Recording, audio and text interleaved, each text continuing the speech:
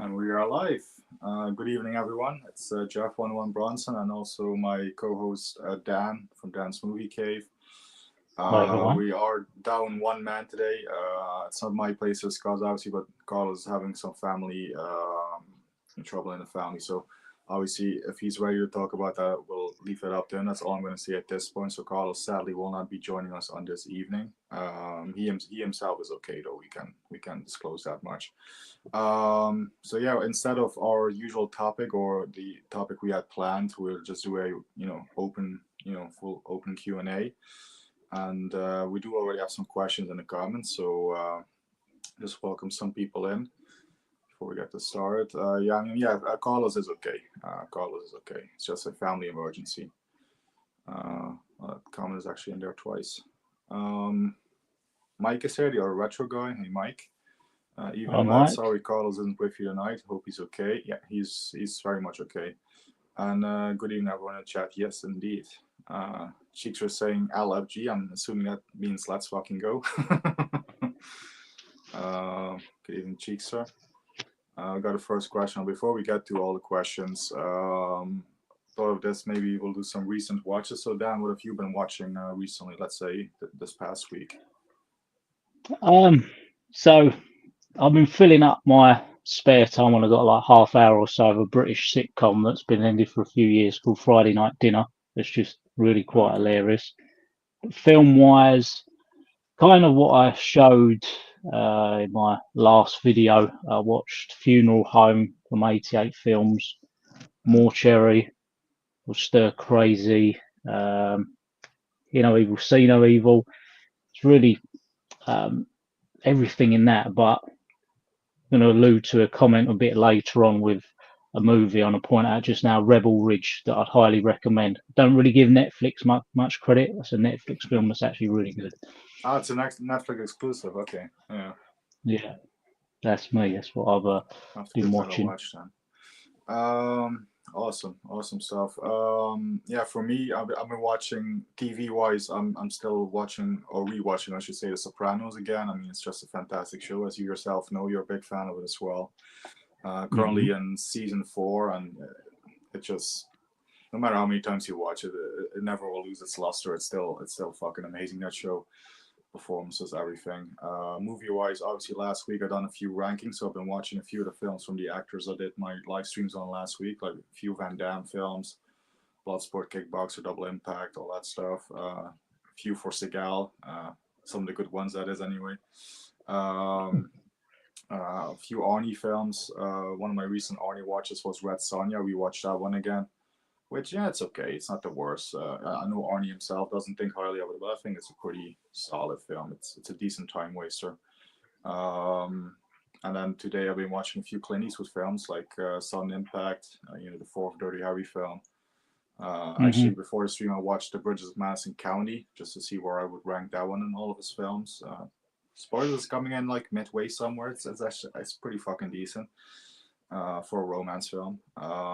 Yeah. Then after this, I'll probably watch another few Eastwood films over the course of tomorrow as well. So those are my some recent watches. So we have a question here from Matt Pockwell316. Hey Matt, All questions. right. Your channels have the momentum of a runaway train. What do you attribute this success? That's a good question. I don't think I have the right answer for it, but what do you think, Dan? Well, I think it's the collaborative work we do. The talking movies, obviously, people tune in for, but the westerns for life are just the podcast is surpassing Yeah, the really views on that is everything. amazing. Yeah. So yeah, I mean, we're hoping to bring them more frequently. It's just getting all our schedules aligned and special guest lines up. But yeah, definitely the Westerns for Life is quite brilliant what that's doing. Yeah, I mean, I didn't think about it that way, but yeah, that is absolutely right. I mean, that it's the podcast is big. I mean, just our Fistful of Dollars episode that is what like over 100,000 views, just that one alone, or I close to think so. 100,000. Yeah, Hmm. uh, and some of the other ones like 20,000 views for Open Range or whatever it is. It's amazing. And then obviously the live streams that the three of us do every month. That's definitely a big factor of it. Yeah. I guess we'll attribute the success to the collaborative efforts, indeed. Yeah. Slipknot fan is there. Hey, Slipknot. Right. And Stacy, Acres of Movies is there. Hi, Stacy. Oh, hello. She is asking, what are your three favorite Don Johnson roles or performances in movies? Thanks. We'll bring it over to you, Dan. Yeah, so I mentioned Rebel Ridge earlier because Don Johnson's in that as a police chief in a small town. Not too dissimilar to like a kind of character he's played before, but I just really enjoy it. I just think the guy should have had more of a kind of leading role career, definitely. It's just, I remember Carlos was saying why that didn't materialize at one point, but I can't remember. But yeah, I'm gonna give Rebel Ridge a mention. Um, I absolutely love him in The Hot Spot, Uh-huh. which is a really, really good movie, another small town movie. And obviously we can't mention Miami Vice, but I'm going to go with Django just because when he popped up, I forgot he was in it and it was hilarious. But he hasn't been in a lot of really enjoyable roles. Yeah. Yeah, coming off the back of that for me, I go along with Django. I mean, I love him as Big Daddy in Django, the plantation owner. Um, Also, as an action fan, I love Harley Davidson and the Marlboro Man with him and Mickey Rourke. So that's one that immediately springs to mind.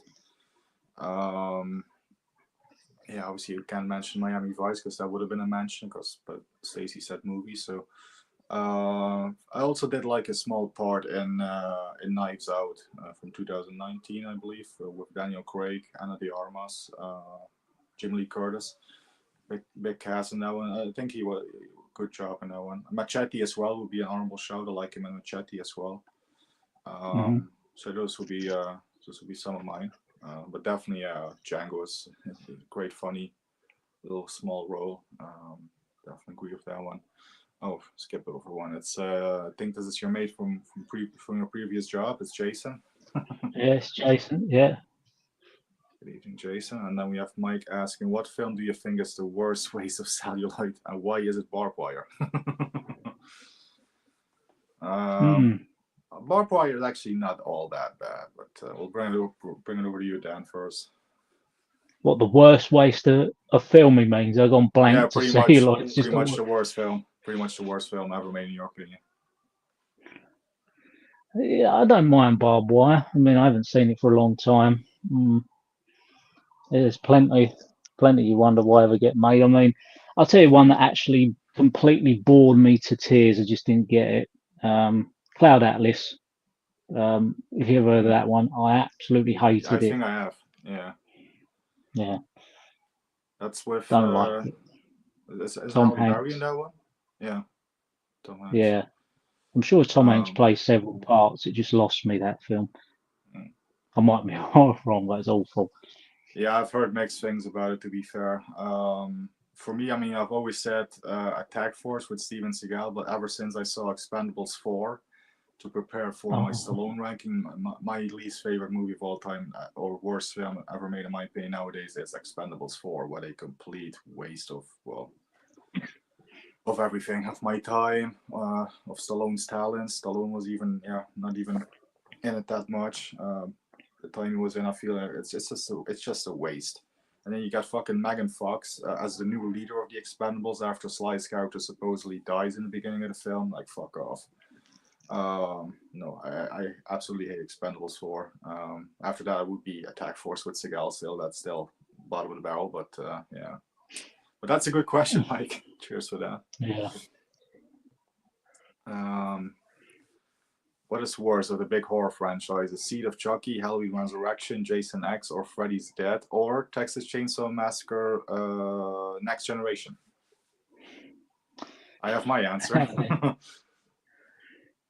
Because I'm really partial to Michael Myers, I will still watch Resurrection. Not every time I do a marathon of them films. Jason X didn't like it that they changed him, and I don't like space stuff, but after watching Freddy's Dead, it's got to be that. That is just when we done that live stream and just trying to talk about that film again, I just thought, what happened there? Yeah, Yeah. Freddy's dead for me.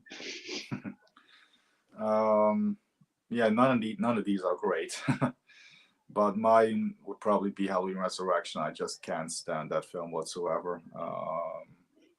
Of all the ones mentioned here, I still do have a little bit of fun with Jason X, but that's because there's one fantastic kill in there, and that's pretty much the highlight of the film. But what one Um, was that? Not the the sleeping bag kill, was it? well, that's in there as well, but the frozen face smash kill, Oh yeah. that one. I haven't even seen Texas Chainsaw Massacre Next Generation, to be fair. I mean, I stopped after the second one. The second one I didn't get on with, even though that was a canon film. But yeah, and Freddy's Dead is pretty piss poor as well. But I'd still go with Halloween Resurrection. Then Seed of Chucky, I can watch it, but yeah, also it's not a great one by any means. And Mike is saying his vote is for Jason X, one of the biggest piles of dung he's ever seen. Mr. Dan Horace here. Hey, Dan. Just finished Fistful of Dynamite. Do you prefer, or Ducky Sucker? Do you prefer the full 157-minute version or the 138-minute cut? I'm just going to answer straight. This is, for me, it's the, for any Leone film, it's the most complete, longest version for me, including for this one. Yeah. Yes, same with me. Always the full version. And funny enough, people may be shocked, but I've just sold my ultra rare Kino Lorber with a slipcase, Good, the Bad, and the Ugly 4K because it's not the longest Oh. cut. Yes. It's It like was 20, true. 30 minutes shorter. It Yeah. looks lovely on 4K, but I thought I don't want to miss any of it. So I just stick to the Blu-ray. Yeah, like you say, Leone, it's always got to be the longest cut for sure. Yeah. Yeah, I mean, whether it is the Good, the Bad, the Ugly, or Once Upon a Time in the West, or hell, even Once Upon a Time in America, it just has to be the longest one for me because Leone, he's my favorite director. I want to see every minute of the man's work, so that's why I go for the longest versions with Leone films. Stacey is asking, would you have liked a Swordfish sequel? I think that's the John Travolta, Halle Berry film. Had that been a bigger hit, would that have been made? I mean, I actually did not mind that film, so... Maybe for me, yeah. I like the film. It's quite dated now, but it's a shame it wasn't a big hit. But definitely deserved a sequel for me. I've got no issue with that film whatsoever. Yeah, that's fair enough. And Sean Sheridan is saying no Seed of Chucky for me. More or less having rape with Jennifer Tilly, making her carry babies and making fun of it by having Chucky hot on her. Yeah, discussing Don Mancini sick sense of humor. Yeah, I mean it's very crude humor in that film. Not everybody gets on with it. And Kevin Hawthorne is there. He's saying good afternoon from Lakeland, Florida. Good afternoon, Kevin. Hi, Kevin. Sean is also saying Jason X is atrocious. Don't get me wrong. Yes, it's not great. So I'm saying hello to everyone. That guy, I think this is St. John, previously St. John, Gary St. John. So hi, Gary. Hi, Gary. Yeah, we're doing well. Thanks for tuning in. People talking amongst themselves. Carlos has a big haggis shipment that was late and needs to enforce. Thanks for fun discussion program. Thank you for tuning in, Stacey. I thought haggis was a Scottish dish. Yeah, it is. Got me some haggis. Let's see. Yam. Yeah, what's going on down in chat? Hope you both well. Everyone in chat. Yes, thanks for being here, Yam. Always great to read your comments in the chat. Collector Adam is here. Hey, Adam. Good evening, Jeff, Dan, all in the chat. Hope you're doing well. Yes, we are doing good. I think this is more of a question for you. I haven't seen too many of Richard Pryor and Gene Wilder films. I think I would have preferred Richard Pryor and Gene Wilder as Harry and Marv in Home Alone. Would that have been good or better? Okay, well, I can't answer this because I fucking love Home Alone. No, Joe Pesci and Daniel Stern are fantastic. Yeah. What do you reckon? Don't get me wrong, Richard Pryor and Gene Wilder are great, but Home Alone is one of my all-time favourite films. And you got to think when I watched that at the cinema, was I 6 or 7? So from seeing Joe Pesci in that to then going to see him in, what did I see him in next? Goodfellas. I Oh, couldn't believe yeah, it. I just couldn't believe it. So yeah, and Daniel Stern's fantastic as well in that. But I could watch that film once a month and the second, to be honest. yeah. I might even prefer the second a little bit over the first one, but it's a close call. I love them both, but yeah, I think both Joe Pesci, especially Pesci. I just love Pesci and everything he's in. Not necessarily all the mob stuff, also Lethal Weapon and stuff. I love him, and then My Cousin Vinny and stuff. Oh I think yes, I that's so think Pesci is funny. great, and Daniel Stern and him just have great chemistry, and they just bounce off each other so well in that film. I think it's perfect casting when it comes to those two roles. Slipknot fan is saying Interstellar is being shown at the London IMAX. Is this movie worth checking out in IMAX? I actually have not seen that one yet, to be fair. So Yeah, that is one of my regrets. Kind of about 20 minutes from me, we've got the Sky Super Screen, or it was the Sky Super Screen at the O2, and I never got a chance to see it there. So when I watched it on Blu-ray, it was still very good, but a bit underwhelming. It's one of them. If you can see it on an IMAX, definitely I'd say you're missing out. It's like Dunkirk. I mean, watching the 4K to actually seeing that in IMAX, there's no comparison. yeah, yeah, it's Great Christopher Nolan, experience. isn't it? To be fair, I do have to check out quite a few of his films. I mean, I've seen Insomnia, the Dark Knight films, obviously. Mm. Inception, I've seen that one. I think that's about it. Actually, I have to see his other stuff beyond Inception. So Mike has got a few films lined up over the coming weeks: Captain Kronos, The Blood Beast Terror, and a few Hammer films like Blood from the Mummy's Tomb as well. I have Mm. seen none of those. I think the only Hammer He film did, I've seen is the original, like one of the Christopher Lee Dracula films, and that's about it. So yeah. Mike did ask John and Nigel about the Blood from the Mummy's Tomb. They said that's a really hmm. good one. So I'd watch it if I could see it online. Put it that way. Okay. Yam saying today he's watched High Tension from 2003, also known as Switchblade Romance. Absolutely love it. Seen it many, many times. Brutally Boston. I'm a big fan of French cinema. That's a French film. Okay, I've not seen or heard that one. Mm. How about yourself? No, I haven't. I did see Yam Yam's post about that, and I've seen a few of them French films. I mean, one that I put on and I thought, what am I watching? It was pretty pornographic with Basmois. It's like, Okay. it's just, yeah, really, really out there, some of the stuff in that one. But I've Yeah. heard that's really good. I know that Switchblade Romance, that one, not by High Tension. Oh, okay. Yeah, you did mention that's the alternate title for it. Yeah. Yeah. Okay. Uh, some recent watches from Stacy. A Good Year, Armed and Dangerous. Which of those have you seen and your comments on those?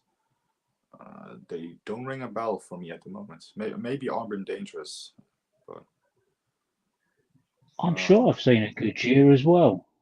Be reminded who's in it. And Armed and Dangerous, I know I've seen it, but I can't place it. hey, you have to let us know, I think, Stacey, who's in those. Refresh our memories a bit. yeah. We have Leslie here, Ravernada, Oh, formerly known as the Leslie. Good, the Bad, the Okay. Hey, Leslie, thanks for tuning in. Um, this one I do know. Yeah.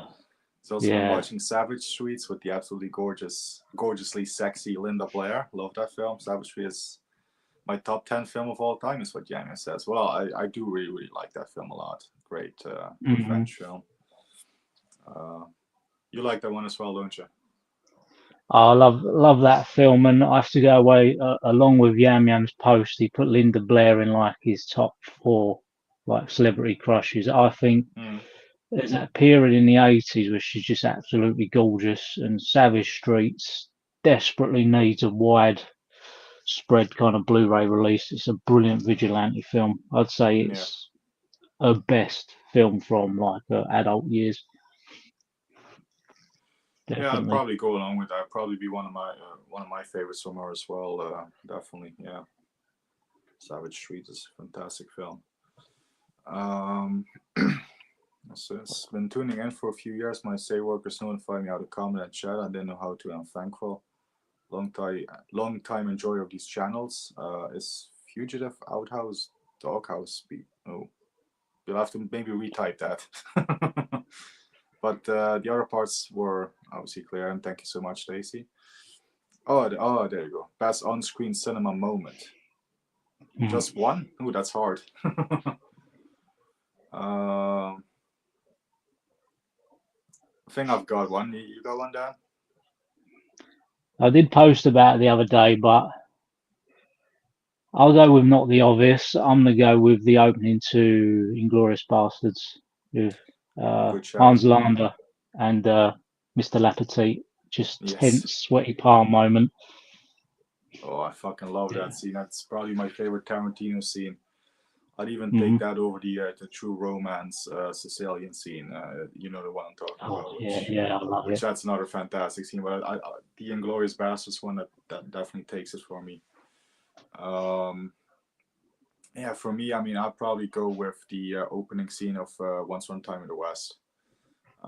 Hmm. Waiting at the station. Obviously, we think everybody in the chat here will have seen it or is familiar with it. I don't think I need to explain it, but great opening scene.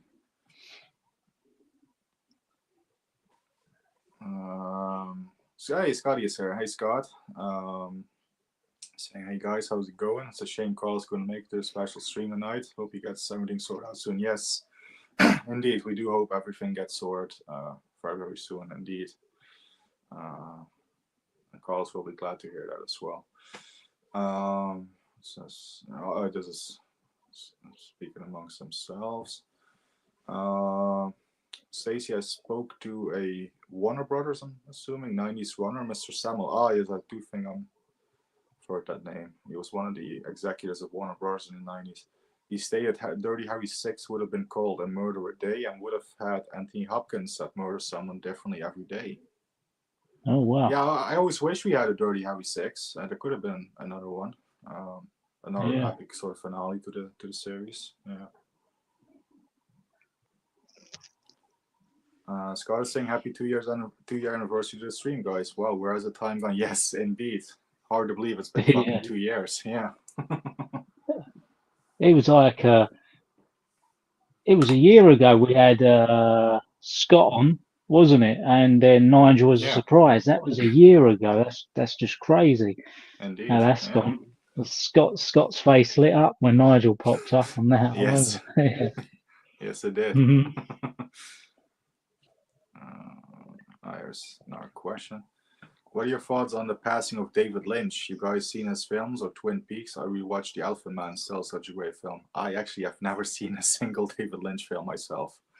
Not yet, anyway. But still, obviously, it's still sad he passed away. Obviously, it's not taking anything away from that, but I just haven't seen, not familiar with his work, sadly. I personally find his films intriguing. Mulholland Drive is one of my favourite films. I've seen it half a dozen times, and you pick up on different things. I mean, something like Blue Velvet, I just find just incredibly weird and frustrating to watch, but I still watch it from intrigue. You got like Inland Empire is a strange one. What's the other one? Eraserhead's just mental. But it is one of them directors. Yeah. You just watch out of fascination, but yeah, it's quite brilliant, absolutely brilliant mind. It's not for everyone. Very much Marmite films, I'd say. Okay. I'll Very have to give sad. Mulholland Drive a watch then. Yeah.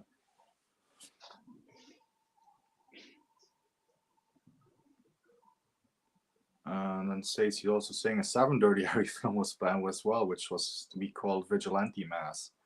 Bruce Willis as a former partner gone bad as vigilante take over San Francisco and Oakland. Would you have liked these two were made?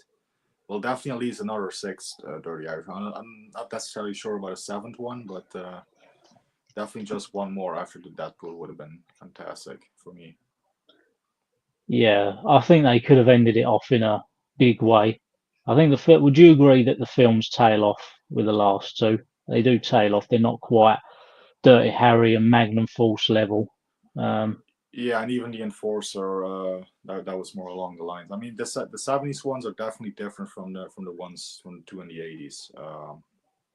I do Yeah, feel that. Yeah, Sun Impact is still good, and hell, even I still like the Deadpool. I like all of them to be fair, but they definitely do feel a bit different once we're in the '80s.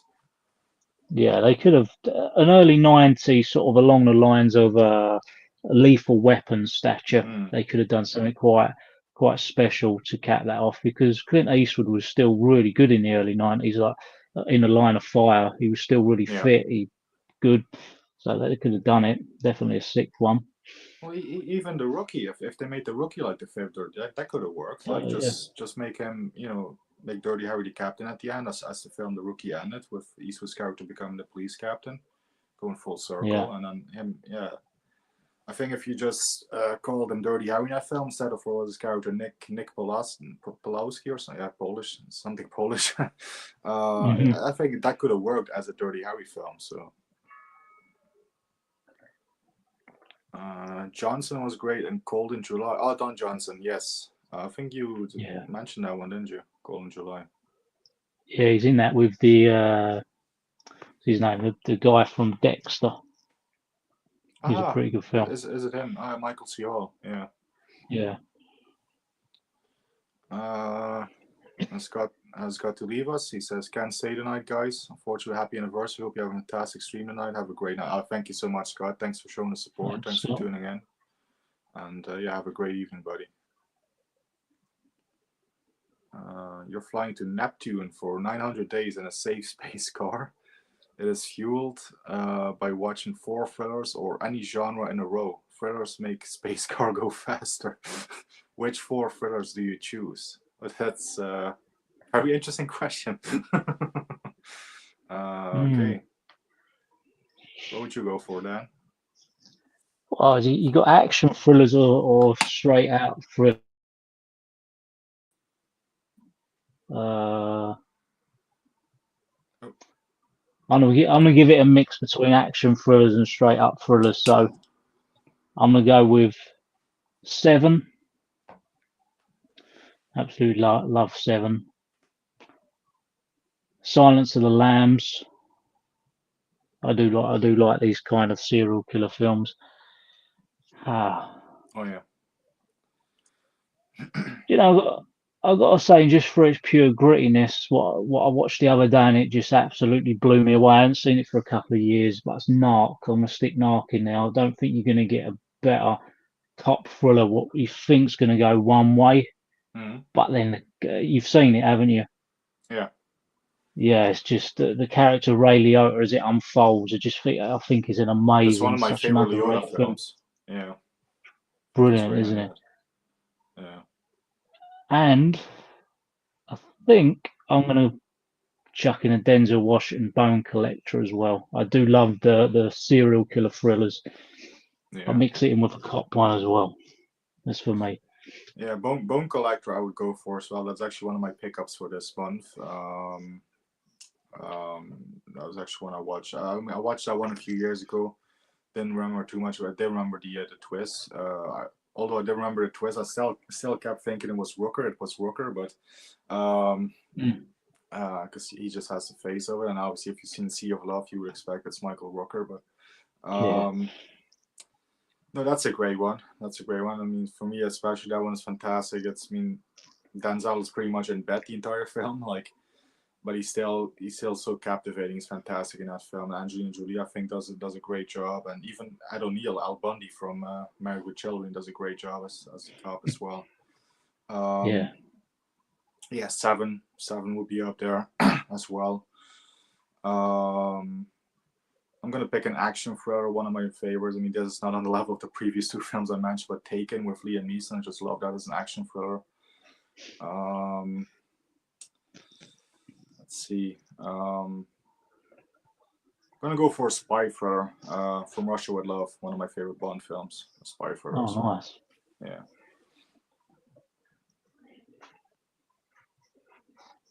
Yami was saying worst film ever made, and his opinion is Blair Witch Project. Yes, not everybody gets on with that film. I despise that Tosh with a passion. Worst picture of all time. I Okay. didn't mind it too much, to be fair. I mean, it's not one of my favorites, but it's okay. Hmm.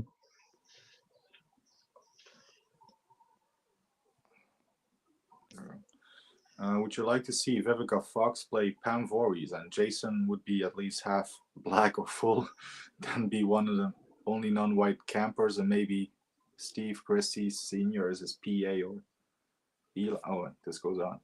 And a that black stuntman can be cast as Jason. Would that change the dynamics of the lore and movies and revitalize the movies for new ones?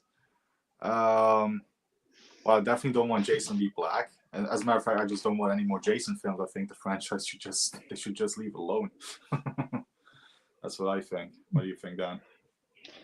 Um, well, if they was to remake it, I think you got to stay true to the source material. And but I mean, if it didn't exist, let's say, Vivia C. Fox is a fine actress, I do like her. but Yeah. yeah, I don't believe in changing the source material. So my answer would be no. Just new character, but she's a very good actress. Yeah. Gareth Video Tasty is asking best football team for the Netherlands or England. Well, you can answer that one for both, I think, because I'm not the biggest football guy myself. Now Netherlands. I'm just always.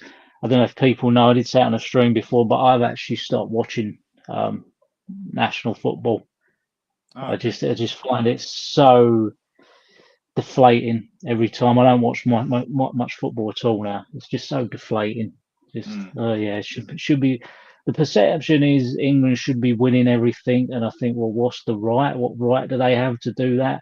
And then when you get to semi-final and a final, your former coach is made Sir Gareth Southgate, so you just celebrate mm, being second, third, or fourth best. I don't get that. So I'm giving it to the Netherlands, who do have a good young team, by the way.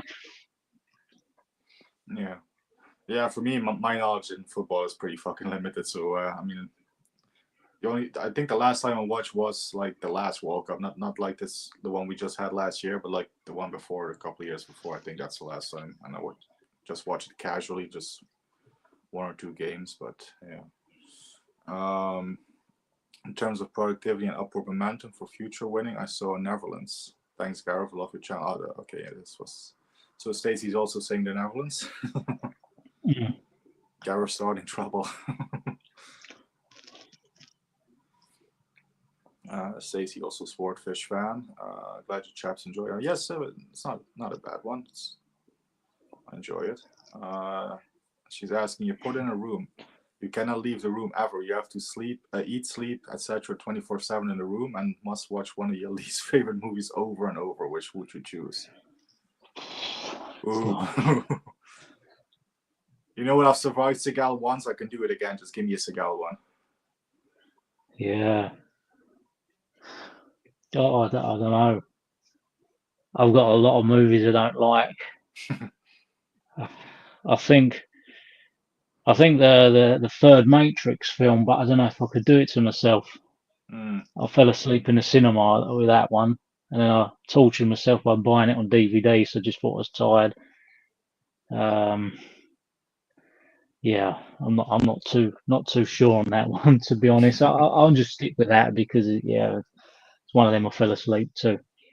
yeah. I mean, yeah. Like I said, my absolute the worst Seagal film and one of the worst films ever for me is Attack Force. I'll take Attack Force over Expendables 4 and Paint Your Wagon because I'm not a big Paint Your Wagon fan as well. So I've survived Attack Force once. I can do it again. So yeah, not sure about the Oh, other ones. how about Blazing Saddles? Could you do that to yourself? I don't think I could. I think I'd still rather take Attack Force. I'm sorry, your gym is watching. Yeah, yeah, but yeah. Also not a big Blazing Saddles fan, no. Sean is asking, do you think Once Upon a Time in America is underseen? I never hear it mentioned with the gangster greats like Goodfellas or Scarface or The Untouchables, etc. Ever see the 4.5 hour version of it? Yes, I certainly did. And I'll let Dan answer the rest of the question. before I do. I think those who've seen it will know it's an absolute masterpiece, and I even think the 4+ hour version is the one to watch as well. Yeah. Yeah, for the wider spread audience, definitely it's underappreciated, but it's definitely in there with the 10 best gangster movies ever made for sure. Doesn't get the love. I think even when you look at in this country, it's never had a fantastic release on Blu-ray. Mm. It's crying out for a 4K, and it is kind of like Leone's forgotten one. I mean, even yeah, I would say it's like his forgotten film almost. It's always Yeah, like it's the either that one or Docu Soccer. That seems to be the forgotten one as well. Yeah. see. Now I know a lot more people who've seen Sucker, like Fistful of Dynamite, and not seen Yeah. Once Upon a Time in America. But yeah, it's a masterpiece, that one for sure. Yeah, I agree. For me, it's not just one of the most underseen gangster films or one or most underrated. It's actually one of my favorite movies of all time, along with my other favorite Leone films, The Good, the Bad, and the Ugly, and Once Upon a Time in the West. I would have those three Leone films in my top 10 movies of all time, actually. So that's how much I love Once Upon a Time in America myself. And obviously, I go for the longest version as well, the 4.5 hour version. So definitely recommend that one. Perhaps Richard Pryor and Gene Wilder for the lead roles in Stakeout. Now that could be interesting. Yeah, they need Blu-ray releases. Stakeout and another Stakeout, definitely. Yeah, that could be interesting. Yeah. Yeah. This was in regards to the Jason comments. Adapt Black Stunman. Speaking of Home Alone, how do you feel about 3? I think it gets too much hate. It's a decent movie, is what Sean says. I'm not a fan. It's got too much to live up to. Change the cast. Too much to live up to. It's never going to happen. Yeah. I've seen it. Yeah, I've seen like the third and fourth one. I've not seen that most recent one. I think the reboot or whatever it was. I've not seen that. Yeah, I've heard terrible things anyway. So, yeah, nothing is really memorable after the first two when it comes to the Home Alone franchise. So, Gene Hackman finds a machine that makes him 20 and fit. What action franchise do you assign him to? I'm gonna put him in the Expendables or something. Would be better than fucking Megan Fox. Yeah. Oh, Gene Hackman. I'd put him as a villain. Definitely. I think he's one of the best villains ever. I think Yeah, you could put him in Unforgiven. Yeah. What a role in any Unforgiven. big action movie villain. You could put him in. Fantastic. Yeah, I'd put him in as the villain. Yeah. And just going off his performance in Unforgiven alone, I mean, I know he's played more villains, but man, what a performance in Unforgiven. Leslie saying Hacksaw Ridge is his current worst movie ever. Felt like it was a satire making fun of Hollywood war movies, but Mel Gibson took it seriously. I have not seen that one, to be fair. That's one of the Gibson films I'm yet to check out myself. Yeah. You seen it? I have seen it, and I spoke to Leslie about this. I mean, I remember I done many years ago a war ranking film. It was about a year after Hacksaw Ridge come out, and in the video I paused and I said, if anyone can tell me, put in the comments now what my number one film is, war movie, and I think pretty much everyone said Hacksaw Ridge. I just think it's massively overrated, and I get Andrew Garfield is ways cast to play the soldier in it, but I just didn't like it at all, really, and I was so surprised because it's Mel Gibson, but I've not managed to successfully watch it through again since. Yeah, I do have to give that a watch, to be fair. I mean, some people love it, other people don't get on with it. It seems to be one of them films, but definitely have to check it out for myself, make up my own mind about it. So it's definitely one that's on my watch list. So with time, I'll get around to it. You run a studio. Coralco has folded. Sly calls you and wants $80 million to make Isobar. Yeah, that was one of his canceled films from the 90s. You have $700 million to make 17 movies for the year. Do you counteroffer his budget or greenlight at that number? Well, You're asking the biggest Stallone fan on the planet, so I would greenlight anything the man wants to make. So, yes, would be my answer. Oh, I love Caracol. Well, yeah, possibly. Yeah, because you got Arnie or Sly, haven't you? So I'd do it. I'd go for it because you still got a good chunk to make. 16 other movies there, Yeah. possible. Yeah, I think Stacy I'd did green ask me light it. about this. She commented on my Stallone ranking that I did last month, where she asked me if which one of his canceled projects I would like to see most. Actually, the one that I want to see most, ever since Cynthia Rothrock mentioned it in an interview, because Cynthia was actually asked by William Friedkin and Sly to be in a film that they were going to do, The Executioner. So Cynthia was going to be the main female role in that film with Sly, and William Oh Friedkin was to wow, be the director for it. And I would have loved to have seen that film. So if I could go back in time, I would definitely, if I had money, I'd greenlight that film right away. that'd have propelled her career. Yeah. She, yeah, for sure. She actually, I think she said she made more money from that than from any other film, and that film was never made because she got a pay or play deal on that film. So she was paid, even though the film was never made. Okay. But that's how far the film went into production. They even paid the actors. Yeah. Yeah. Yam Yam is asking, "What's your favorite military film?" As I'm walking by my commando poster, coincidentally, mine is by far We Were Soldiers. That's a good one with Mel Gibson. I like how we see it from a women's perspective, with them worrying at home and etc. Very deep film. Yeah, that's a good shout. I Yeah. do have a few. What would you say, Dan? I just got to say about We Were Soldiers, that actually really choked me up at the end when Mel Gibson's standing there at the end. That is a fantastic film.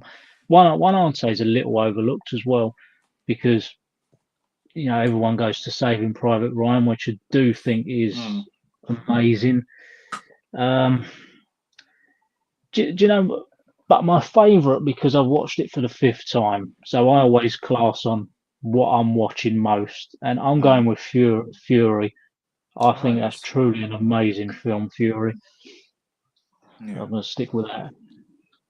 Awesome. Yeah, there's definitely quite a few military films, military-related films, or war films.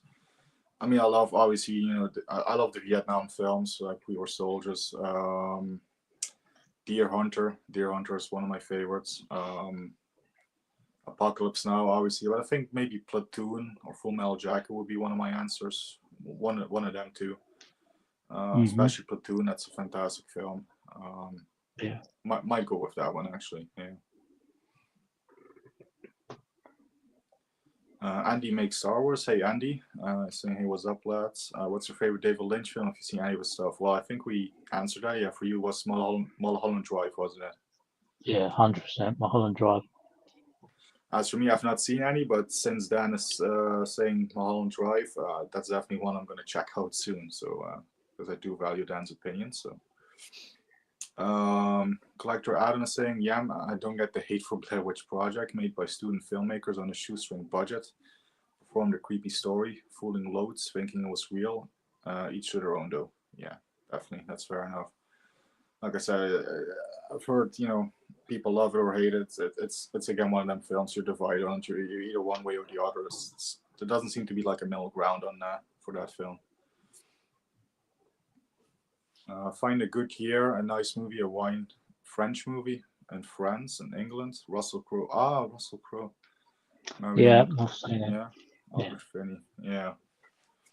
It does ring a bell now. Yeah. If Armed and Dangerous is the John Candy comedy, I loved it. Some good action and some good belly laughs. It deserves an honor for. Oh yes, the John Candy film. Yeah. Yeah, I've definitely seen that one. So yeah. Oh yeah, it is the John Candy one. Yeah, I'll go with Armed and Dangerous then, as that was Stacey's Yeah. original question. Yeah. We have Vinny here. Good evening, lads. Hope you're all well this evening. Yes. Thank you Vinny? for tuning in, Vinny. How are you doing?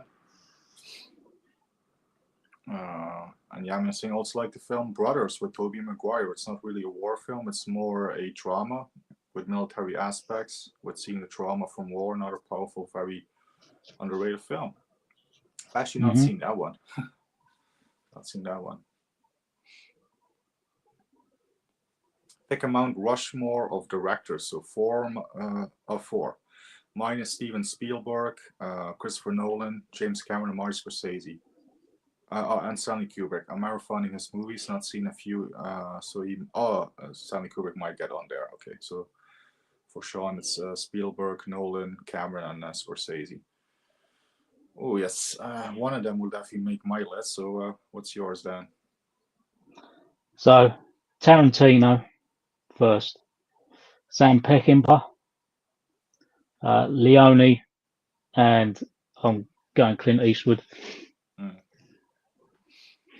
Yeah, so for me it's Leone. Leone's my favorite director. Then I'll go with Tarantino, Scorsese, and who shall I pick for four? I think maybe Coppola or Coppola or De Palma, because obviously Scarface is my favorite film of all. Let's go with De Palma. Let's go with De Palma. Brian De Palma, because yeah, just beyond Scarface, obviously The Untouchables, Carlito's Way, another great war film. Oh Christ, I can't fucking remember it. Casualties of War. Yeah. Um, Blowout, Dress to Kill. So many fantastic films. Yeah, so I'll put Brian De Palma on there as well. Clarifying earlier questions. Tommy Lee Jones' outhouse doghouse speech and sequence. From The Fugitive, the best on-screen moment of the career of Tommy Lee Jones. Oh, He's had many great lines and moments on screen. yeah. Definitely a lot in The Fugitive. But I also love him as the villain Under Siege as well. So Yeah. yeah, that's a good question. Um, Mm. I do like his moment in The Fugitive when Harrison Ford obviously jumps off the thing, and he's so the guy did the Peter Pan right there off this damn here. Um, that's one of my favorites, so probably that one. Yeah, I'm gonna say I'm collecting Blair's whole catalog, as well as my other favorite actors like Nick Nolte, Ray Liotta, Jodie Foster, Melissa George, Olga Kurylenko, Betty Davis, Joan Crawford, and John Travolta, etc. Oh, that's awesome. Um, Seen films from all of them except for I think Melissa George. Remind me again, which films is she in? She's in, springs to mind, Triangle, I believe. I think that's one of Yam Yam's favourites. A good film. She had a really popular stint. I want to say around kind of 2010. Okay, Done some good stuff. I can't think of anything else. A okay, blonde actress. I'm not sure if she's Australian, but she was good. I thought she was going to really carry on. She'd done some good stuff back then. I know, so I do have most of it on DVD. okay. I'll have to check some of her films out then. Yeah, obviously Nick Nolte, fantastic actor. Ray Liotta, yeah, one of my favorites. Me, rest in peace. Jodie Foster is amazing. Olga Kurylenko, even though she's in one of the worst Bond films, Quantum of Solace, she's still a great aspect in that film. Yeah, Betty Davis, Joan Crawford, and I do love John Travolta as well. Yes. Yeah. Have you seen John Travolta in The Fanatic? You got to watch it if you haven't. The Fanatic. No, I don't think I've seen that one. No. Oh, yeah, Fred Durst directs it. It's Okay. not great, but it's just a fascinating performance. Okay. Sold. Final sequences of Once Upon a Time in West is my favorite. Yes, I do love the final showdown duel as well and the old finale. And also Stacey Singh, the movie gives her chills every time. Yes, it does for me as well. My favorite soundtrack, Ennio Morricone. When Jill's theme kicks in that film, it's goosebumps every time. Vinny is asking, do you guys still watch movies in the cinema or on Netflix or other streaming services? Depends on the movie. I mean, I haven't been to the cinema last year for anything new. The only thing I've seen is re-releases of all older films. So it depends. And I also don't go straight to Netflix for stuff. Usually it's always physical media first. If it's not in the cinema, I get it on DVD or Blu-ray for me. Yeah. I'd like to, like when like the last Mission Impossible, I'd have liked to have got to and seen. The last very good experience I had in the cinema would have been Top Gun Maverick, Hmm. and I will be going to see Warzone when that comes out, modern war film. Um, but yeah, I mean, seeing some duds. But I was going to save my money on like Beetlejuice 2 and Oh yeah, some other family films like Harold and the Purple Crayon. That's of course having a 12-year-old daughter, yeah. but yeah, can't get to go as much because she can go for 12s, obviously, but not for 15s. And a lot of films Yeah, that appeal to me are 15s. So yeah, that's understandable. If you had to eat your least favorite food each time you watch one of your 50 favorite worst movies, would you do that? No, I no, would not not. food. No. If I can't stand any particular kind of food, I just will never eat it. So no. I ranked him 4, 2, 1, 5, 3. Oh, Dirty Harry. Okay, that's my Dirty Harry movie ranking. Sun Impact and Magnum Force above the rest. I Oh. would go original. The original is the best for me. Then Magnum Force. Then maybe Sun Impact or The Enforcer. Um, Deadpool is definitely the Deadpool is the last. That last, but still, I could watch Deadpool anytime, just as I can with pretty much any Clint film. Um, Hmm. but the original is my favorite always. The 71 Yeah. original.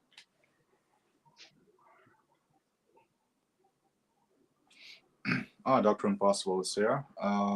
There's nothing wrong with Don Johnson in Dead Bang, a nice little thriller directed by John Frankenheimer. Never gets mentioned, but there we go. I've actually not heard that one, so I have to check that one out. Yeah, I need to watch that one. And Stacey saying Don Johnson rules that she likes the best is A Boy and His Dog, Guilty as Sin, and Tin Cup. I've not seen those either, Hmm. so. He Loves Horrors here. Personally, I gave up on cinema. I have a 100-inch Hisense TV set and a soundbar with Dolby Atmos, so I merely view at home. If I had that set up, I probably would as well. I sadly just got a Yeah. 50-inch 4K TV. That's it. Not even a soundbar, just the TV speakers. Would you like to see one last Snake Plissken movie to see what happened years after LA, or would you like to see a film set between the two movies with Wyatt playing? Oh, that's Kurt Russell's son, isn't it? Playing Snake. There definitely should have been a third one, but I also think that should have happened like 20 years ago. So I think it's a bit too late now. I don't know what you reckon, Dan. But personally, this is one film I'm not against doing. I won't say remake because I think that Escape from New York's pretty perfect for me. But if they was to do a reboot, let's just say, I'd personally like to see it with Tom Hardy in it. Yeah, Um, that would be interesting. Yeah, that was a rumor years ago, and Jason Statham was another rumor. But no, he yeah, can't act, Jason no, Statham. no, Um, not a fan. but yeah, one in between with Wyatt could work. But I think that film, if done right, and I know we always bang on about it, just not green screen, do it right, Hmm. because I think is a pretty perfect film, the first one. Yeah, the first one definitely is. The second one, um, but yeah, there should have been a proper third one. Carpenter and Kurt Russell teaming up one more time. To have the trilogy complete. Um, Yeah, yeah, it's a shame that that never happened. I do like your idea of a possible sort of like a reboot thing with Tom Hardy. That would be interesting. Yeah. yeah. Niels Horror saying it depends. Kurt is still in phenomenal shape, I believe. However, I personally thought that LA stunk. Yes, it. Yeah, that's pretty much how I feel. Plus, Carpenter hacked out by the mid '90s, so I don't know. Yes, Carpenter hasn't done any great stuff after that, has he? So No. yeah, it would have to be an amazing screenplay. Plus, Dean Cundey would have to come out of retirement to do the cinematography. Yes, That is also another good point. Thanks for the further on Neptune answers. Yes, you're welcome. What film pre-orders have you made so far this year? I actually have 0 at this point. Yeah. Zero for me. I'm just waiting for hopefully Arrow to announce the Dollars trilogy because they've Yeah, teased it, but then I'm worried that it's just going to be a fistful of dollars. it They looks need to that go way. It looks all that in or way. not all. Yeah, Don't do one. I'd yeah. pay I'd pay as much for that as I did for the Bruce Lee set, which was like 130. I would. Yeah, that would be a straight pre-order right away for me if they announce a box set of all 3 of them on 4K. It is looking likely it's going to be just a fistful of dollars, just at the moment anyway. Don't know if it's a license issue. I mean, it's weird because all 3 are owned by MGM. You would think they would get the license for all 3, but I have no idea how it works, so I could be off there. But hey, Rob's Vintage Videos there. Hey, Rob. Hi, Rob. And greetings and salutations from the professor. Hey, professor. I'm Professor. Yeah, I was saying Taken as Boston, a very special film when it first came out, A Breath of Fresh Air. Also, I think I may be the only one who really likes Taken Free. And he seemed to urinate all over. Well, it's not really that Taken Free is bad. It's just I've seen Taken Free already, and it's called The Fugitive. Yeah. Yeah. It's pretty much The Fugitive ripoff, is what that is. So. What do you think about the Fugitive sequel, U.S. Marshals? Oh, with Wesley Snipes. I like it. It's okay. I like that one. Yeah, I do. I like it. No more Jason movies. They got to at least try to make one more to end the series on lucky number 13. Yeah. Oh, yeah. Well, he's got a film coming out now that Stallone has, I think, wrote a script for. So if it's a Sly script, I'll give that one a chance. But I'm still not the biggest Statham fan. Same here. I own 2 of the Blu-ray box sets. We've got enough for your 13s, and I say that's as someone with a Jason avatar. Yes, I do spot the Sackhead Jason right there. Yeah, we're good for now. Yes, I think just take a break still with the Friday the 13th stuff. Yes, hey Professor, we're saying hello. Yam Yam cannot stand football, despises it. Even as a kid, I never had an interest, but he loves FIFA Street 2 on the PS2. Classic. Yeah, it's a I think I great actually game. did play that game. I'm not a football guy myself, but I've played that game as well. Yeah. Mm-hmm. And here's somebody who also knows about football more than me, I think. England has a better team than the Netherlands at the moment, is what Ramon from the Dutch Film Buff says. Oh, fair enough. Movie trade. Trade 1 movie starring De Niro for 1 starring Kevin Costner. Ooh. That's interesting. Oh, I don't know because I love De Niro and I like Kevin Costner. Yeah. And there's a lot of Kevin Costner roles I couldn't see De Niro doing. The only one that might be interesting that springs to mind, even though it's that sounds like a pun, but A Perfect World. That is a great movie. Yeah. De Niro might have been good doing that. But I don't know if I'd trade it. I mean, I think Kevin Costner is great. Yeah, I definitely can't see Costner in like Goodfellas or something. So yeah. Yeah, Costner. I'm not sure, you know. Maybe Mad Dog and Glory, that comedy that De Niro did with Uma Thurman. Maybe Costner in that role. Oh, with Bill Murray as well, Yeah. wasn't it? Yeah. That's a tough one because they're 2 very opposite actors, I think. Yeah, I can only think of A Perfect World, but I don't know what I'd put Kevin Costner in. No. I do agree with A Perfect World. I mean, I think if I cast that film, I love Clint in it, obviously. And I knew that Clint originally did not want to appear in the film. He just wanted to direct that one.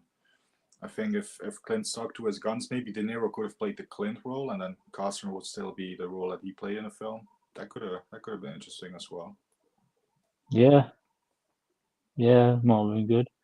That is a good but tough one. That That to is say a I very tough like question. both. Yeah, that's a very tough one. I know that Dan would have to suffer with the Star Wars franchise. I know he feels well. He's not the only one. Yes. And Ramon is saying congratulations. Yeah, thank you, Ramon. Thank you. Friday the 13th went down the crapper when the 80s ended. We don't need anymore. Yes, Jason Goes to Hell already was. That's my least favorite. I will take Jason X over Goes to Hell any day. For me. Michael Myers saying Attack Force, bring it on. Yes. soon, Michael. Great memories of you and Dan shared Arnie. Oh, when we did our Arnie stream. Yeah. 2 years ago at this point then. Yeah, something like that. We did that stream. Oh yeah, wow. Yeah. Professor McCarr, almost feel bad for pushing Paint Your Wagon so much. Well, it was you and Video Tasties and Gareth that pushed it on me. But it made for a memorable journey seeing you finally watch it. Good times. And it is actually still to this day now my most watched stream, so it has done good numbers for me. So it's done something good in the end, although it's mostly people trying to find the full film, and you get comments like, "This is not the full movie." No, it's fucking not. It's a fucking watch party. It says on the fucking thumbnail and also in the title description. You nuts. Yeah. Docu-Soccer, I remember being fun. Yes, that is a very good film with James Coburn and Rod Steiger doing a Tony Montana before Tony Montana was a thing. So that's interesting. Can't really see either Wilder or Pryor as cops. Would have been interesting. Would have been interesting. And Stacy agrees with you on that Stakeout needs a Blu-ray release. Yeah. Yeah. Google Gene Hackman today. He ain't starring in it. Yeah, well, not now. But Stacy's question was if you somehow magically turn 20 again or something, or even in his heyday. Even in the 90s, he still could have played a good film. What's your favorite comedy series of all time? My favorite comedy series of all time is George and Mildred. Whatever Happened to the Likely Lads? My two favorite comedy series of all time. Love them. That's an interesting question. Take it over to you, Dan. Yeah, they're British comedy sitcoms. Yam Yam's saying there. My undisputed British sitcom is Fawlty Towers, John Cleese. I think that's probably universally appreciated as well. That one. But yeah. Yeah, I do Fawlty like Towers. Fawlty Towers. Yeah, even I've seen a few episodes of that, or a majority of the episodes. Yeah, my favorite comedy show of all time, period. Be it British or American. Married with Children. Al Bundy. That's my favorite comedy show, and I also do love 2.5 Men as well. At least the Charlie Sheen years. Let's not even get started about when Ashton Kutcher took over. But Oh yeah. yeah, but 2.5 Men with Charlie Sheen is it's fantastic. I love it. Watching that Mexican trans drama at the moment, which is nominated for 13 Academy Awards this year. I've not seen it, and it doesn't sound like anything I'd watch. I've seen the Mexican with Brad Pitt, James Gandolfini. That's a good film. Yeah, it sounds better in this one. Yeah, not heard of this one. Jason is asking, have you guys seen the trailer Alto Nights, Robert De Niro's new gangster film, and him playing two roles? Yeah, it's Barry Levinson film, isn't it? I have seen the trailer for it. It looks interesting. Yeah. That would be one That's I'll a good probably way to see put in the it. cinema if it got a cinema release. I think it will, but that's one I'll probably go to see. Yeah. What's your favorite Michael Caine film? Mine is by far The Shiner. Absolutely love it. Also, the guy who plays his son and the brunette who also plays his daughter are from my area in the Black Country. Yeah, Black Country. Oh, that's a toughie. I do like Michael Caine. Yeah, mine's Dirty Rotten Scoundrels. Ah. So funny. He's done a lot of good stuff, but Dirty Rotten Scoundrels, playing the German or Austrian doctor in that is Have you seen it? As a con men, him and Steve Martin. No, I've not seen that one. No. Let's see. Yeah, I that's actually not. have a Michael Caine film that I picked up, or well, I received this month. Let's see if I can find it. It's somewhere. Ah, yes. For those that watched my Stallone ranking and were not too pleased with how high I put Get Carter, I do have the original one now, and I've watched it. It's pretty fucking good. But I'll probably go with Get Carter. Actually, I like that film. I still wouldn't put over the Stallone film because the Stallone film still has a lot of nostalgia for me. But the Michael Caine Get Carter was pretty good. So yeah. The one film I would have loved to have seen made was Crusades with Arnold Schwarzenegger and directed by Paul Verhoeven. Was miffed when it got cancelled. What did everyone else think? Another chance to have Arnie in a Paul Verhoeven film? Yes, sign me up right now. Total Recall, I just watched that again the other day. Fantastic. Yeah, I love Paul Verhoeven. Yeah. Oh yeah, shame. I like Paul Verhoeven, that RoboCop. Mm-hmm. Not too keen on what was it, the Black Book I've got somewhere. But yeah, that would have been great. But Total Recall is one of my favourite films in general, so would have been amazing. Yeah, I mean, what a great track record. I mean, RoboCop, Total Recall, Basic Instinct, Starship Troopers, even Showgirls. I do like Showgirls. Yeah, great director. Good answer regarding Isobar. Would like to see Executioner too. Yeah, that's the one that Sloan was going to do with Cynthia. Yeah. Opinions on Come and See. Come and See. Which one is that? That is, I've said it a few times. Not seen enough by people. When they say like Schindler's List, The Pianist, really harrowing. Now harrowing great films, but come and see if this is the film. The Belarusian war movie follows a young boy through the war who just says Criterion release from the US. You can get it pretty reasonable. It's an amazing film, really harrowing. I don't know where my copy is somewhere, but yeah, it's great. Yeah, somewhere. But it's really good film.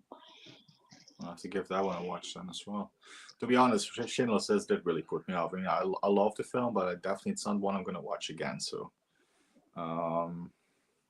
yes, Casualties before I forgot about that one. That is an underrated one. Yeah, definitely. Very weird how they don't seem to be mentioning Mel's name in the Flight Risk promos. I guess we know why. Flight Risk? That's next film or whatever? What's Flight Risk? I've just watched the Joe Rogan podcast, most of it with Mel Gibson on that. That was quite fascinating. Oh, yeah. A lot of it on the Passion of Christ. Yeah, he's going to do a second one, isn't he, on that? Yeah. But Flight Risk, I don't know, I've drawn a blank on that, but Mel Gibson's great. He's one of these that say that no matter what he's done in his personal life, you can't take anything away from his career as a film star or director. He's one of the all-time greats. Yeah, definitely. I mean, yeah, obviously, I'm not condoning anything he's done or said or whatever, but that shit was also like 20 years ago at this point. Like, it's time to move on, people. Just look at his work. Just separate the work from the man. Like both when Trumpets Fade and the Thin Red Line. I have seen the Thin Red Line, which both came out around Saving Private Ryan. Yeah. I'll have to check out when Trumpets Fade. I haven't seen that one. But Thin Red Line is pretty good. Yeah. And lastly, yes, this is a good point. I would argue that Gene Hackman was the good guy in Unforgiven. With my correct opinion in mind, which character do you think most people get wrong? Well, there's definitely a case to be made for Gene Hackman being, the actual good guy in Unforgiven. He is the sheriff after all. He's on the side of the law. Similar characters like that, misunderstood, like characters that are considered villains, but they're really like the good guys, or vice versa. You got any examples?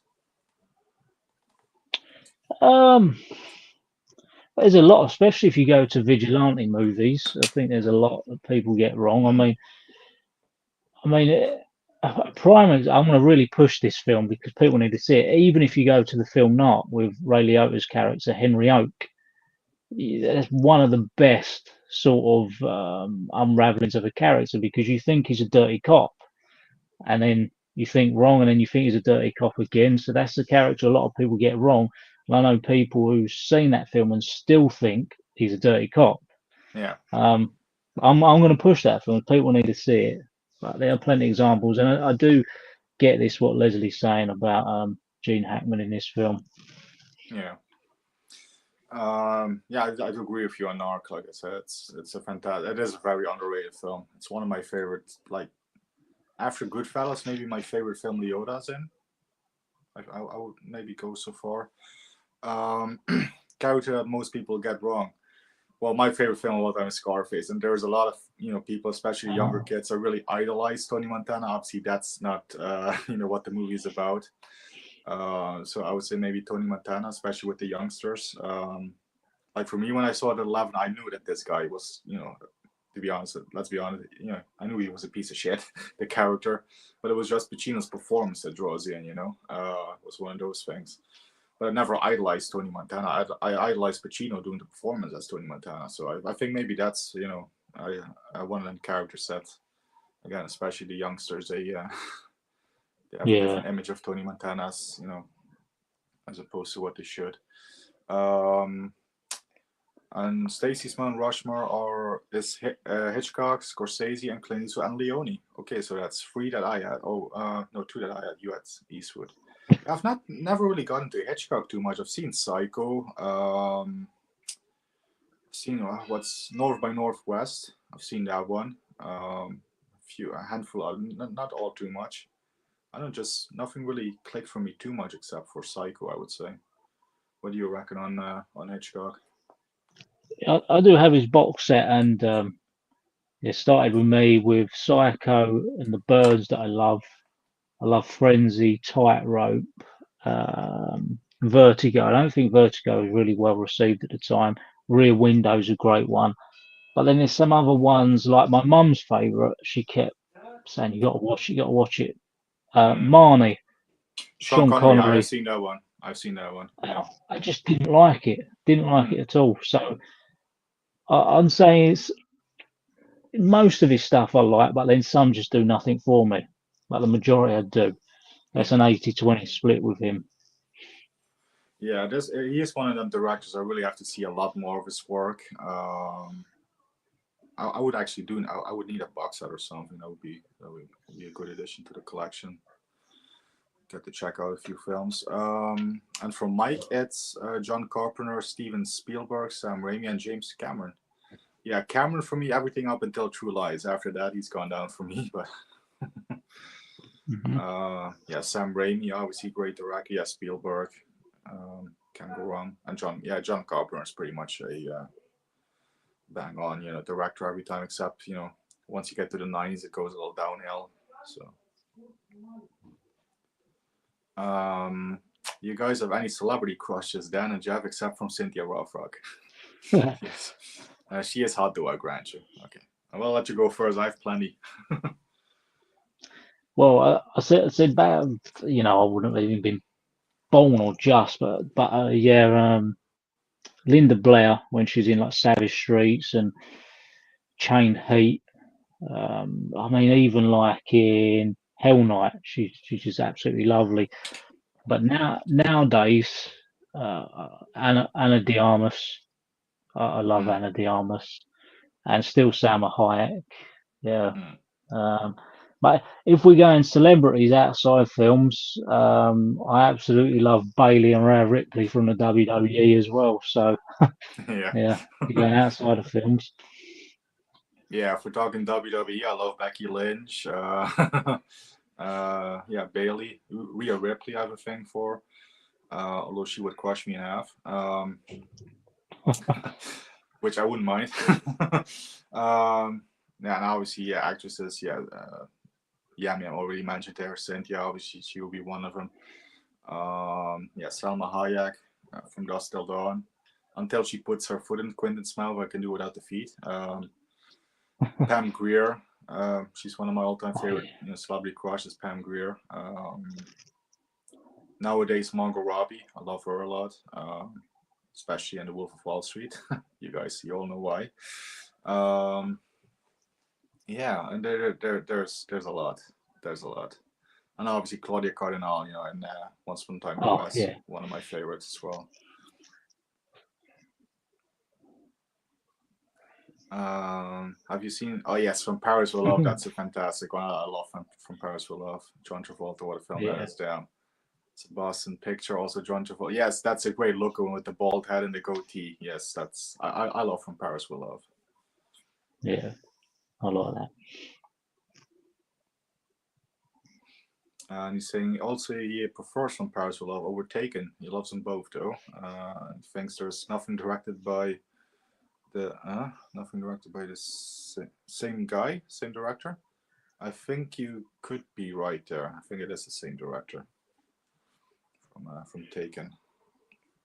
Can you name your top 10 films? Mine are Fatal Attraction, Savage Streets, Evil Dead 2013, that's the remake, Falling Down, The Hitcher, Triangle, Flight Plan, Misery, Cape Fear, and Scar. Hey, I like your number one. And Scarface 1983. Okay, well, I actually have my top 10 written down, so it's easier for me. Or at least I have a list. It's by no means it's definitive or anything. This could still change, but I have 10 films jotted down. If I can find the list, that is. Where is it? There it is. So yeah, my number 10 is Pulp Fiction. Great film. My number 9 is Raging Bull. My number 8 is the original Rocky. My number 7 is The Godfather Part 2. My number 6 is Once Upon a Time in America. My number 5 is Goodfellas. My number 4 is The Good, the Bad, the Ugly. My number 3 is The Godfather. My number 2 is Once Upon a Time in the West. And my number 1, Dances with Wolves. No, I'm kidding. It's fucking Scarface. Yeah.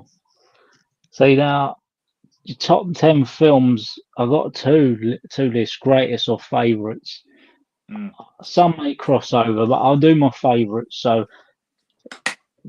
the only one that I know is in order. His number 1 is Predator. That's my favourite film. Yes. You got The Good, the Bad, and the Ugly, Drive, Once Upon a Time in Hollywood. What's that? 4. Donnie Brasco, A Bronx Tale, Training Day, The Hustler, Paul Newman, Django Unchained, and Kickboxer.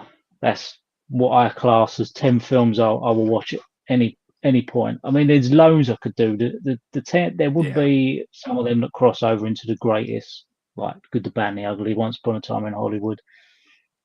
Just unfortunate. I don't know many people away from YouTube who connect with Once Upon a Time in Hollywood. Oh, I fucking love it. I fucking love that one. Actually, that's one I have in my watch pile. I want to watch it again pretty soon. It's absolutely love. Once Upon a Time in Hollywood. What would you say are your favorite films from the 80s? Well, number 1 is Scarface. That's 83, so that's an easy one. The 80s is my favorite decade for films. In general, for be it action or be it horror, the 80s is my favorite. So. And a lot of them are action films for me. So Commando is one of my favorites. Not necessarily one of the best, but I fucking love it. It's one of my favorites. Predator, obviously. Bloodsport, Kickboxer, Cobra. Rocky 4, Beverly Hills Cop. There's RoboCop. There's so many from the 80s. So those are just some of my favorites. What would you say, Dan? Well, some of them are mine. So I'll leave out Predator and Kickboxer. I'll give you one that may surprise people, but I absolutely love Cyborg. Love that film. I've watched that so many times. The first Terminator film, I actually prefer to the second one now, after another rewatch. Rocky 4, undoubtedly. Best soundtrack ever. Yes. Of that film. Back to the Future. Got to chuck that in there as well. And got on my wall, The Goonies. Quite possibly my most watched film ever, just behind Okay. Predator. The Goonies. Yeah, the list goes on. 80s is the best. The 80s is the best. It's definitely my all-time favorite decade for films. Yeah, it's gotta be. And Yamin saying his 11th favorite film was Grease. He couldn't fit into the top 10. Okay, so that's your honorable mention then. Yeah. I do like Grease. It's probably my favorite musical because that's definitely my least favorite genre of all time. But yeah, Grease is the exception to the rule. I do love Grease. Yeah. Yeah. Oh, and I've got that rocking edition of it on the shelf. Ah, I there you like go. it a lot. Yeah.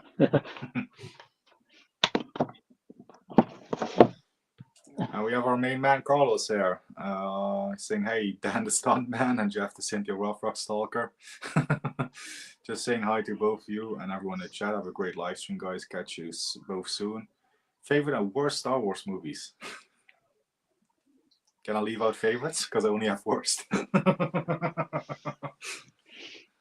I mean, honestly, guys, I tried to watch the first three, and even the first three I didn't get on with, like the actual first three, because obviously I know just the retitling with Episode 4 and all that stuff. Just the 77 one, Empire Strikes Back, and whatever came after. I can't even remember. Return of Jedi. I tried to watch. I just can't. It's not for me. It's not for me. It doesn't click with me at all. So, and I didn't watch beyond that. So, that's my honest answer. I gave him a shot. I couldn't get into him. So if I had to watch one right after this stream, I'll go with The Force Awakens. I thought that was okay, but the worst one is that Phantom Menace. I think them what they episode 1, 2, and 3 are just terrible. Especially the Phantom Menace, just didn't like it, and they've aged terribly. The originals, I can give them credit because they actually look good, and I do get why people like them, but the sci-fi stuff's just not for me. Yeah, I mean, I definitely get why people like it. It's just a personal thing. It doesn't click with me. Like I have no connection with it, so it doesn't do anything for me. So I do respect. Obviously, it was a big juggernaut, especially that first one. Obviously, that was the first big blockbuster film. I'd rather watch them than the Marvel films. Let's put it that way. I'd rather watch the first 4, 5, and 6 than these Marvel films. I do. That's fair enough. And Carlos had to. That's what he says. Yeah. 50 favorite best movies to correct and clarify the question about eating least favorite food in order to watch your 50 favorite movies. So if we were watching our 50 favorite movies, will we then combine that with our least favorite food? I would still say no. Yeah. No, I'm fussy with food, so no. And He Loves Horror wanted to ask you, what big time master of horror genre filmmaker do you find overrated? For example, he owns 4 Argento films, but he finds his other work overall not very good. I do like Argento myself, but yeah. Yeah, so the Italian horror I've never really connected with. I've tried, don't dislike, but I don't connect that well with it. So I'm not going to say one of the Italian directors because I do have like Fulci on my shelf, like I love zombie flesh eaters, but I won't say too much here on this. But other than the 4, well, we got Night, Day, Dawn, and Land of the Dead. Other than them and Creepshow, I think George A. Romero not too great at all. Other than that, some of the films are piss poor. What he's done. Well, yeah, this was a question for you, but I mean, I can answer this. I also do agree with George Romero. Yeah, Dawn of the Dead is fantastic, and the other Dead films, but other than that, yeah, not the greatest. Wouldn't put him on the Mount Rushmore like I would, Carpenter and stuff. So Vinny is asking if I bought the new Al Pacino book called Sonny Boy, because he knows I'm a big Al Pacino. I actually have not. No, I'm still yet to get that film. Yeah, that's his memoir that he wrote last year, that he was promoting all over the place. I did see a lot of interviews where he was promoting it, but I still have not bought it. I will get it soon though, because my Pacino season will kick off pretty soon again. So, Nicholas Will, I'd like to see a sequel to The Thing. I wouldn't. I wouldn't. The Thing is a perfect film. They almost ruined it with the 2011 film. So, yeah. Yeah. Not for me with that one. I think I actually said this to you once. Saying I think Dan sounds a little like Jason Statham, to be honest. But Jason Statham has a more huskier voice. I'm not the biggest fan of Statham though. He does love Crank 1 and 2 and The Blitz. Well, Jason Statham is more gravelly, isn't he? He always sounds pissed off, doesn't he? That sounds really weird coming out of your mouth, that accent. He always sounds slightly annoyed, doesn't he? Yeah.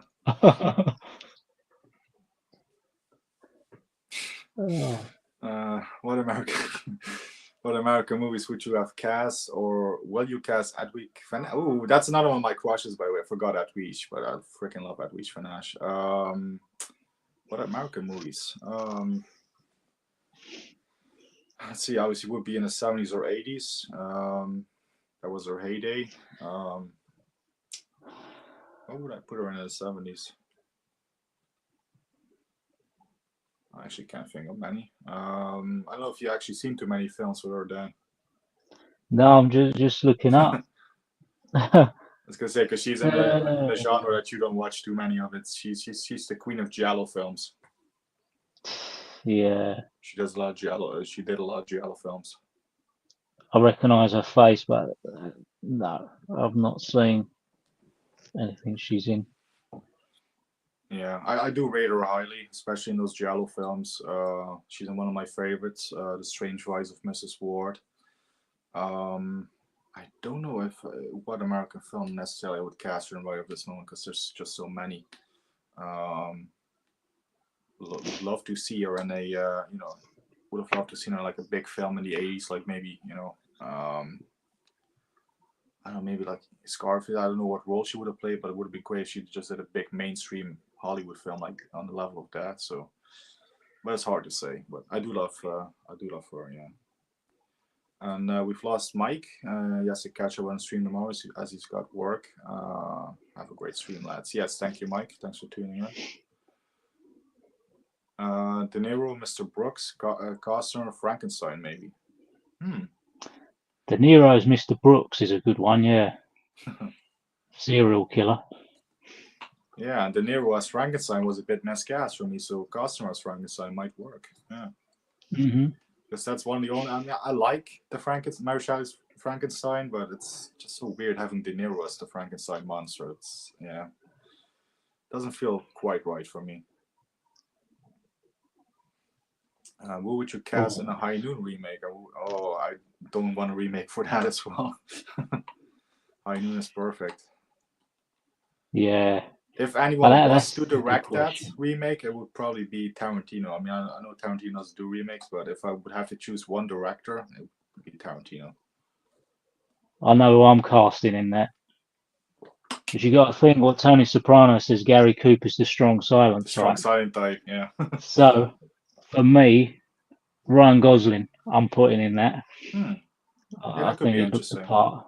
Yeah, but yeah, I can definitely see him. Yeah. And yeah, Tarantino can direct anything and make it interesting. So that would be very interesting. Maybe they could have flip-flopped in The Untouchables. I don't see Costner doing Al Capone like De Niro did. No. I want you to find that fuck Warrior Breeze. I want you to find this Nancy Boy Ali Nez. I want him dead. I want his family dead. Fucking love De Niro in that film. Take on the previous question. If you could switch Stallone starring and Arnold. Yes. Switch Stallone and Arnie. I always liked Last Action Hero where they showed the standee of Stallone and Terminator 2. So that would have been interesting. As for Arnie in a Sly film, I would like to see Arnie give Marion Cobretti a shot. So maybe Cobra for Arnie. Yeah. Do you know, it's a tough one. Since we discussed this, and I love both of them, but I think the comedic side Arnie brings to his roles, I don't know if I can see Stallone doing it. I see Stallone as more of a serious actor, you know. Mm. If you're looking at like Kindergarten Cop and Twins and then Stop or My Mum Will Shoot, it's a complete contrast. It's just not, Yes.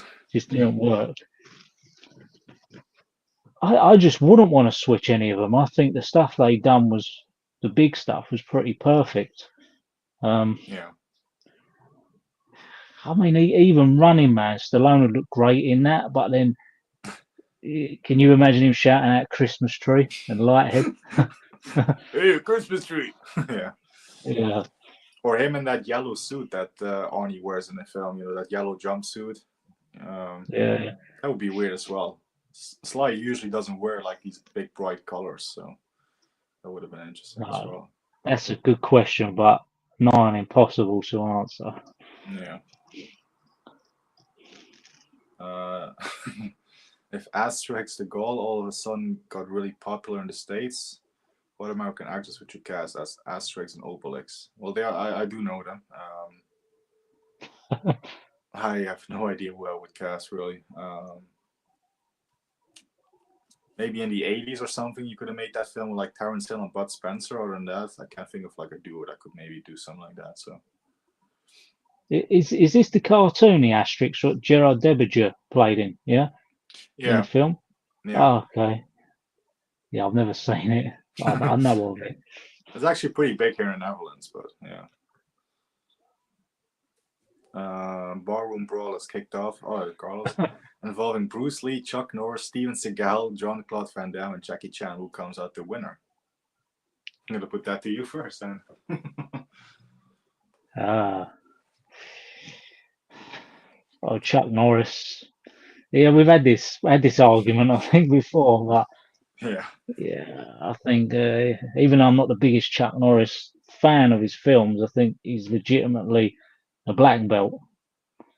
yeah. So I'm saying the final two is going to be Chuck Norris, Bruce Lee, or Chuck. I don't know. Jackie Chan's there as well. Yeah. Oh, I still might go Chuck Norris. Yeah, go on. I think Chuck Norris and Jean-Claude Van Damme will team up in that fight, and they will kick everybody else's their asses, especially Steven Seagal. I think it will be Seagal or Van Damme and Chuck Norris left standing. I think they will team out during the fight and be like, "Hey, let's work together." Well, that's what Van Damme will say, and then they will kick everybody's ass. Because Van Damme and Chuck Norris, they have trained together. They're actually friends. So yeah, I'd see them teaming Yeah, up in that fight. I've seen that clip of Van Damme holding the pads. Yeah. Yeah. Nicholas Woodall is asking, have you seen The Hitcher 2? I have not, but that's also because I've not heard great things about it. And the first one is pretty amazing. So, have you seen that Not sequel? not in full, no. Don't remember good things about when we started. It was a blockbuster rental, that one as well. Hmm. And he also says that he also loves Dirty Run Scoundrels as well. What sounds better? All are in development for Neon Studio. It says Immolation Falls, a trickster native pretends to burn people. What the hell is this? one Beach 80s. You'll have to clarify this comment again a little bit more, Stacy. I think it's continued. Where's her? Oh, there we go. Celebrity must defend his house from invaders and cops that think they are a murderer. Oh, what sounds better? Oh, Yeah, concept. concept. That one for Okay. me. Yeah. Yeah, the last one. And yeah, Ramon also loves Dirty Run Scoundrels. One of his favorites. Oh, his favorite will always be Get Carter. Such an awesome movie. Yes, it was pretty awesome, to be fair. But again, I hold a lot of nostalgia for Stallone films, so for Stallone version. Arnold was supposed to be an I Am Legend. Would have liked that better than Will Smith. That would have Yeah. been very interesting. Yes, I would have liked to have seen that. Sadly, that film got made obviously when he was in office, wasn't he? But if they made that in the '90s, yeah, I think that could have worked with Arnie. That could have been his next big sci-fi action film. Yeah. Hmm. Kane is 35. Albert Finney is 35. You are a broccoli. Both want to play Bond. Who do you choose? Which era are we talking about? Because I would still go with Roger Moore or Sean Connery. But if I were to cast one of them as Bond, and when they are the right age, probably Michael Caine. But it would be interesting with his very thick, London accent to have him say, "My name is Bond, James Bond." Yeah. Yeah. Probably Albert Finney. I don't think Michael Caine can drop that accent. Even today, it's still very Cockney. So Very Cockney, isn't it? Yeah, yeah. yeah, I'm probably gonna go Albert Finney. And yeah, I mean, also loves Showgirls. Yes, it is a very sexy film. And he also says Bruce Lee for the win, but that is obviously we know that Bruce Lee is his favorite. So yeah.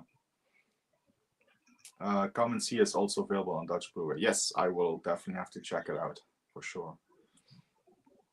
And Yami, I'm also watching the Joe Rogan podcast with Mel Gibson. I've seen it pop up. I still haven't clicked on it yet, so I'll have to give that a watch. Soldier of Orange by Verhoeven. Yes, that's a great Dutch film by Verhoeven. Have you seen Shoot the Moon with Albert Finney? I have not. No. And here's another underrated one for the war films, Hamburger Hill. Oh yeah. Yeah, Don Cheadle. Yeah. I do agree with that one. Jeff Daniels creeps me out. Does he creep you out, or is he arrogant and overrated? I think he's okay, especially in Blood Work with Eastwood. I think he's pretty good in that film. Yeah, I've never really looked at him as.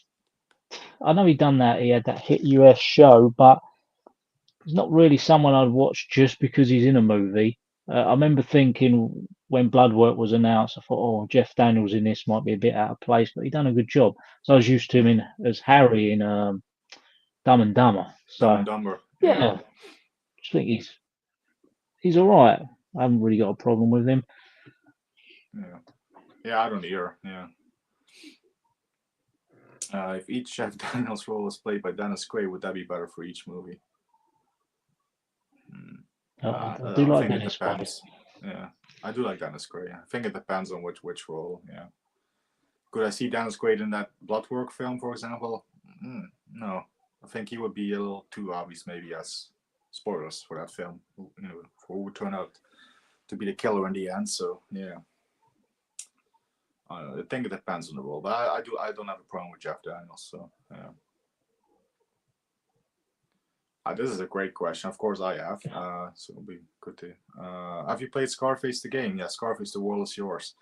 It's kind of like a GTA type of game, but Yamian prefers the Scarface game. The camera is basically. I think the setup for that is basically what happened if Tony Montana didn't get killed, which pretty much takes place. The game starts at the mansion shootout in the end. And right away, one of the first things you can do is turn around and shoot the guy with the shotgun, that Terminator lookalike that comes and shoot Tony Montana in the film.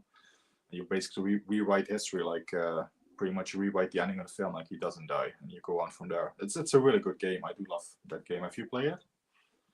Yeah, I think it's great. I'd be torn between that and GTA San Andreas, but Scarface is amazing. Yeah, I played when I bought that. Nothing else went in my PS2 for ages. That's how much I love that. Yeah, brilliant. I also agree on San Andreas. That's my favorite GTA game. So yeah. Yeah, Bal is here, and he agrees. Yeah, Narc is a masterpiece. Leo's best performance. He definitely isn't a band cop in it. Yeah. Yeah, won't give anything away, but Marnie is not really good, as Ramon's saying. Two underrated Hitchcock movies. I always try to push a Lifeboat and I Confess with Montgomery Clift. oh yeah, Lifeboat. I really like Lifeboat. Stacey's a big fan of Alain Delon, who I do like him in the two films he did with Charles Bronson, Red Son, and what's the other one? Farewell Friend. Farewell Friend. That's the one. Yeah, I'm gonna say for WWF, he has a crush on China. Yes, found her very sexy and dominating, sexy and muscular, very hot. I do like China as well. Yeah, Soldier of Orange is great. Nicholas's crush is Catherine Waterston. Vera Farmiga, yeah, I do like her as well. And Margot Robbie are his favorites. Yeah. Great taste in comedy. And it's Cindy Crawford for Belle. Yeah, Price for Love and Taken. And for Carlos, there's only one. It's Raquel, Raquel Welch. Yeah. As per my vision the other day, I saw I would like Arnie in Demolition Man. Now, Arnie could have maybe pulled Demolition Man off. Yeah. And Chuck is coming out on top in the brawl for Val as well. Woody and Wesley should be team for a team-up movie. What should it be about? Oh, Would be good to see. Yeah. White Men Can't Jump's close to my top 10 favorite films. They done Money Train, didn't they? Money Train. That's a good one. I like that one. Yeah. You know, they could do a good. We need a good buddy cop film. I think they could do it like two who's worked together for say 25 years, both going to retire. One big last case. A proper LA cop film. None of this nonsense. I would agree with that. Definitely a buddy cop film because I do love Money Train. So yeah, definitely. The baddie and Cyborg, yeah, Fender. He scared the shit out of Yam Yam as a kid. At the end, where he has the top off, zooms to his face with his eyes, screaming towards Van Damme, scared the shit out of him. Not his voice, though, is it? Fucker. It's not his voice, no. Yeah, Chuck is probably a realistic answer indeed, yeah.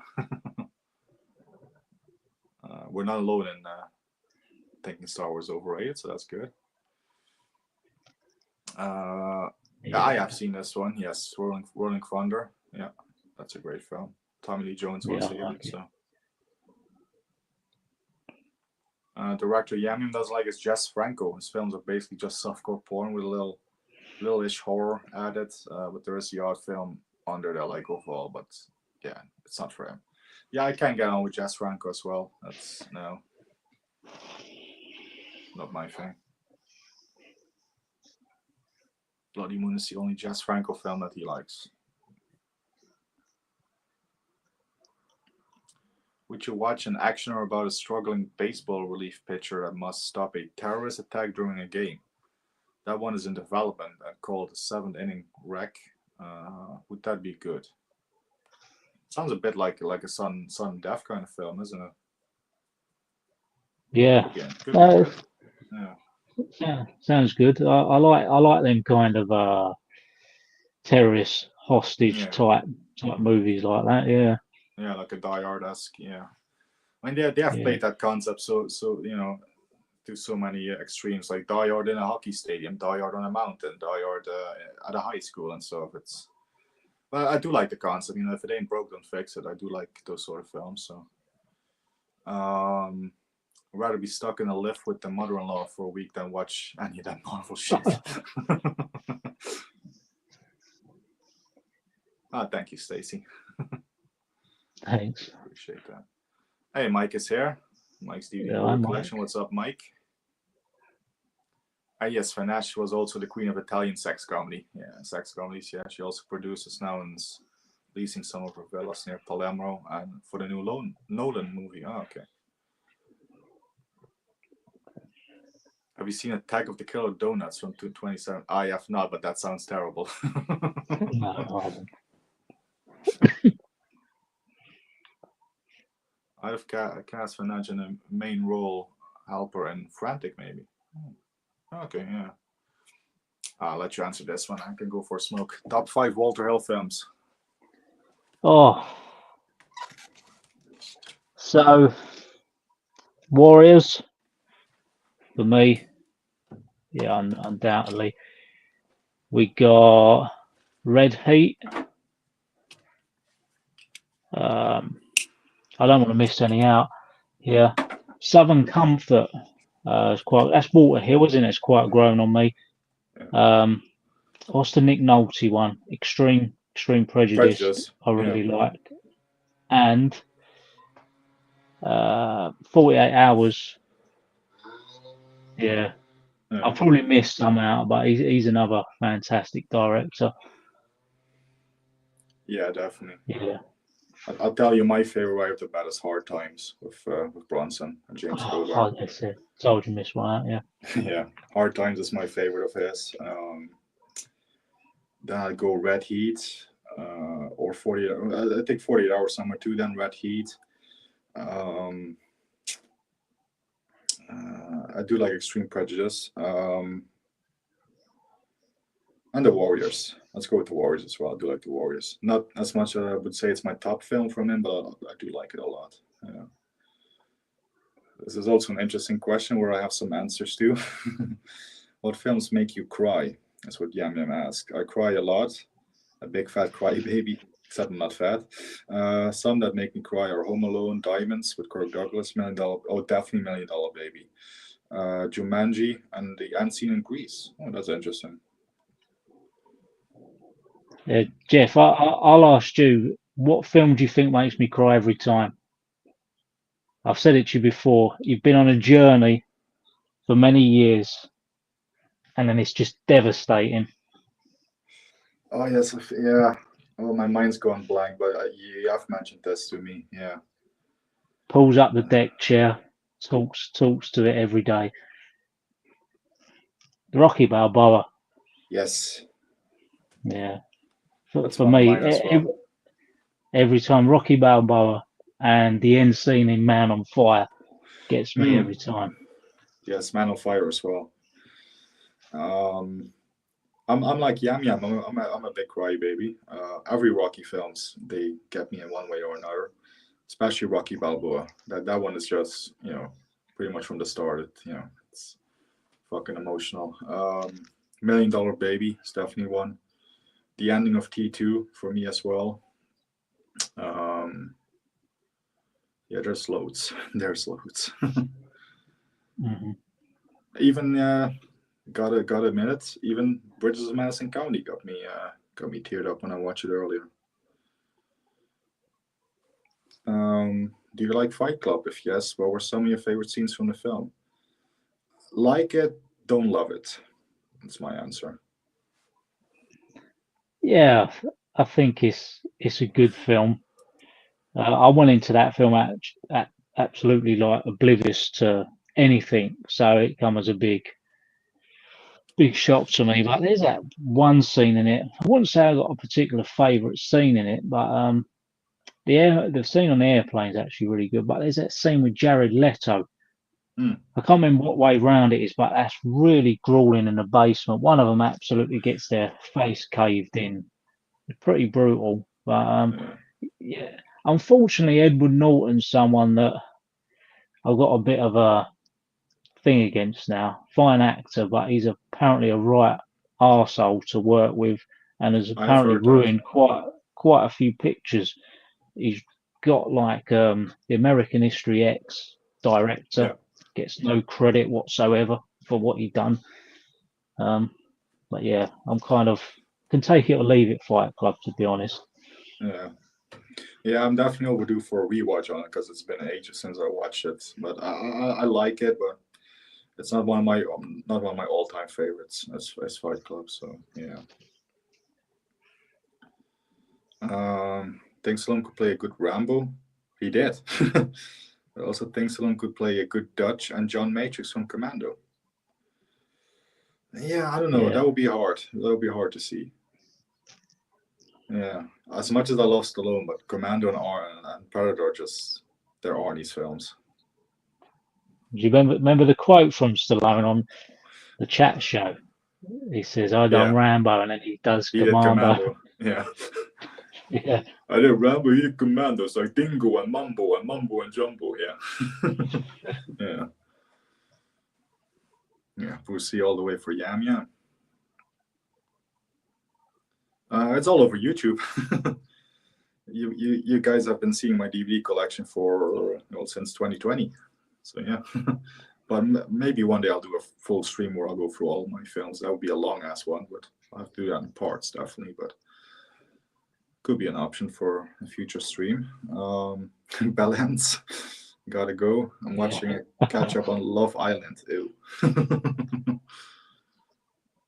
Well, enjoy, Carlos. Chuck Norris is really a point fighter. That's what Yamio says. Bruce Lee trained for no rules where anything goes, trained for a real fight, also with his speed and his power, especially for such a small frame. He's explosive. Mm. Yeah, I love Bruce Lee. Yeah. I bet you Yam Yam isn't a big Once Upon a Time in Hollywood fan. Because of Bruce Lee scene. Who's a director you think talent has been wasted? Mine would be Frank Darabont. Shawshank, The Green Mile, and The Mist. Excellent movies, but he's done nothing since Walking Dead season 1. That's a good question. Yeah. I'm gonna go with Nicholas Winding Refn, who he started really great. Well, didn't say he'd done a low budget film. I can't remember the name of, but of course he's done Drive. Only if God Forgives, Neon Demon, but I just haven't seen anything of that magnitude since. I thought he was going to be really interesting director. That's my pick. Yeah, it's hard to think because usually all the directors I know, I love them and I have a lot of their stuff that I watched. I think Cameron's talent is wasted on Titanic and the Avatar films. Titanic is another film I would class as overrated. I mean, I seen it once. It was okay. I don't have the love for it like a lot of people do. And the Avatar films, are just I couldn't even get through the first one. Never even watched the first one in full, let alone the second one or the third one that's coming out this year. So I think Cameron's talent is wasted, like post True Lies, in my opinion. Have you seen Nuns on the Run? I haven't. Yeah, I have. Yeah, when I was a kid, it was pretty fun. Robbie, what's his name? Robbie Coltrane. Ah, yes, yeah, That was his Hagrid, wasn't he, in Harry Potter? yes. Hagrid and Harry Potter, and also in 2 Bond films, GoldenEye and The World's Not Enough. Plays a great ally, Sikovsky. Bond, James Bond. Yeah, does a great Russian accent. Can't you just say hello like a normal person? Favorite scenes in Dirty Run Scoundrels or dialogue? Go ahead. Oh, so I can't remember the dialogue word for word, but Michael Caine's character, Dr. Obershoven, I always get mixed up with him and the doctor's name something else, but he takes down the lady who they meet to meet his brother, Rupert, played by Steve Martin, who's it wouldn't go well now because he's playing a mentally handicapped person and he walks around like a chimp, like Clyde basically, and he bangs on his pots and pans.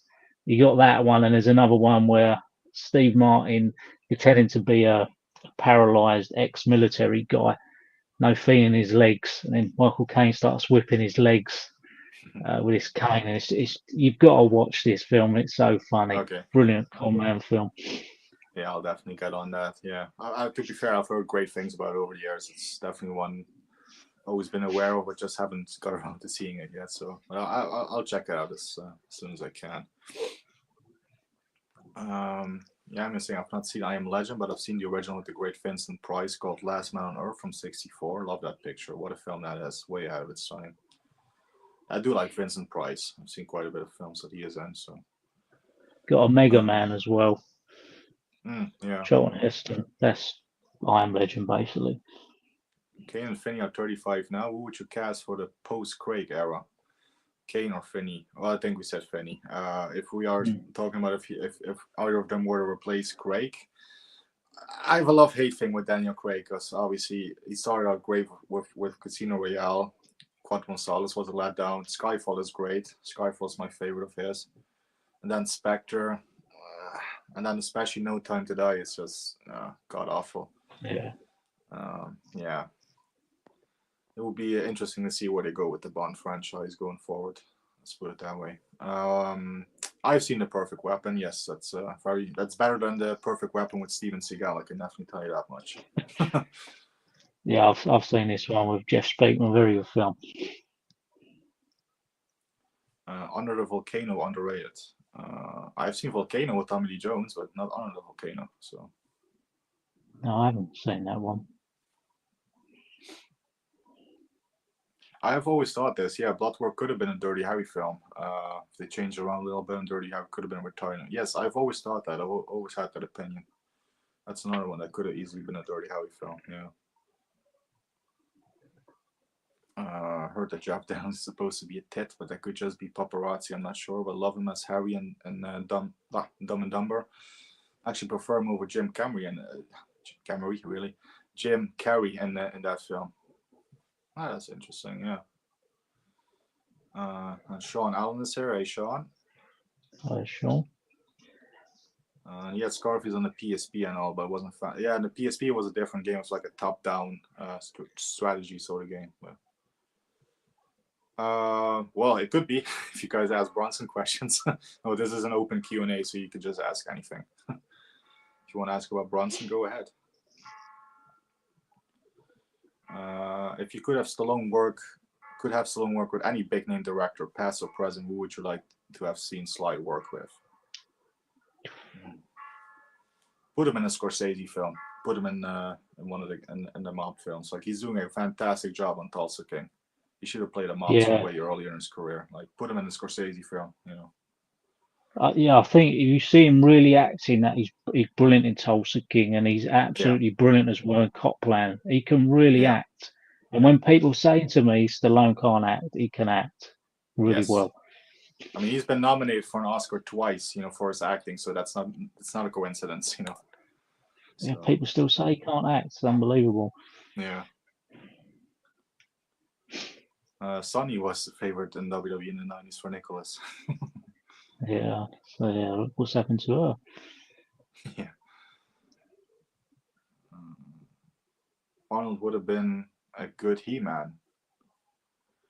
He definitely had the build for it. Yeah, if you look at Conan, yeah, it could be, but yeah, I do have a soft spot for Master. You know, I know you do with Dolph Lundgren. So yeah. Yeah, I couldn't see it after Conan personally. Name some of your favorite games. My favorite game of all time is Shadow Dancer: The Secret Shinobi, Punisher, Warrior, Scarface, Demolition Man, Sleeping Dogs, True Lies, and Super Mario N64. I definitely have a few. I knew you played some games in your time, so what are some of your favorites? For me, my undisputed number one is the first Resident Evil on the PlayStation, but I actually played it first on the Sega Saturn. Yes. Yeah. Zelda or Ocarina of Time. Hitman, probably going to go with Hitman Blood Money out of all of them. That's a fantastic game. Yeah. One Yam Yam said, I'm glad he said Warriors, I thought was amazing. And to give another shout to a game that I urge people to play. I don't know a lot of people who's played it, and it's been remastered, Shadow of the Colossus, just for the sheer atmosphere and visuals. It's amazing. And can't forget, you done a playthrough of it, Jeff, and I was well pleased to see this. Red Dead Revolver. I loved that game. Yeah, there's just a few of mine. Yeah, awesome picks. Yeah, any Red Dead game for me, like either it's Revolver or Redemption 2. Rather, Redemption 2 is a masterpiece. Like, that's a 10 out of a 10 game easily. You know, the story is just so gripping. That's probably my favorite game of all time. Is Red Dead Redemption 2 at this point. Also, I love, you know, The Last of Us. Not so much Last of Us Part 2, but the Uncharted games, anything by Naughty Dog, you know, even back in the day, Crash Bandicoot and Jack and Daxter. Anything that Rockstar touches is gold, obviously. I mean, I love the GTA games. San Andreas would still be my favorite. I am looking forward to GTA 6 coming out this allegedly this year. Hopefully. Yeah. God, there's many. The Scarface game. Oh yeah, Warriors is fantastic. Manhunt, also by Rockstar. Tomb Raider. I love the Tomb Raider games, the original ones. Can't wait for the new remasters to come out next month. The remaster for Tomb Raiders 4, 5, and 6. Yeah, there's loads. There's loads. Yeah, Money Train has a great film. Oh, more WWE ladies. Lita, Melina. I do like Alexa Bliss as well. Yeah, Rhea Ripley and Stephanie. Yes. What about Stephanie McMahon? She's a hottie as well. Yeah. I know Carlos is a Stephanie fan. They're also in the Goldie Hawn comedy Wildcats, first collaboration of Wesley and Woody. Yes, there you go. So you got a lot of Woody Harrelson stuff here. Thought of a Woody Wesley team up where they're both truckers that win a lottery ticket. They split. They win 590 million euros. With their crazy people want to build their own castles, and villains and society rules try to stop them. Would that be good? That sounds interesting. Yeah. That sounds wild, like a wild time. I would not mind it. So that's a pretty good idea. Yeah. It's great in the movie Kingpin. Not seen Yeah, that it was one. good. I've still not seen this either yet. This is Scorsese, Kills the Flower Moon with De Niro and DiCaprio. Still have not seen it, so I think we both do. We both like Steve McQueen movies. Yeah, Papillon is a favorite of mine as well. Bullet, Sand Pebbles. God, just a Great Escape, obviously. Magnificent Seven. Those are some of my favorites. What would you say on Steve McQueen? I think Bullet and The Getaway. I've really got a Yes. soft spot for the Cincinnati Kid. Doesn't get mentioned as much as his others. I've recently bought The Hunter, which Yeah. you can see he's really jaded in it, but it's still a good thriller. Papillon's probably his best performance though. He's starting alongside Dustin Hoffman, but yeah, he's Yes. great. Yeah. His career, could have went on really, couldn't it? Longer, Yeah. unfortunately, Yeah. It's a didn't. shame. Yeah. Sean saying Gladiator 2 is awesome, and his opinion is better than the first one. Yeah, I mean, the first one is also another one of my favorite films. The first one, to go back to Yang Yam's earlier question, that's another film where I cry at the end of Gladiator. And for me, it's a perfect film. So I still don't see why we have a Gladiator 2. It's just, it doesn't make any sense to me because Gladiator 1 ended, pretty definitively. So, yeah. But yeah. I'll check it out eventually, but I'm not in a rush. Yeah, Southern Comfort is great. Yeah. To greenlight a real life dangertainment program similar to the program on Halloween Resurrection. Well, I will not have anything to do with Resurrection, so no. No way. No.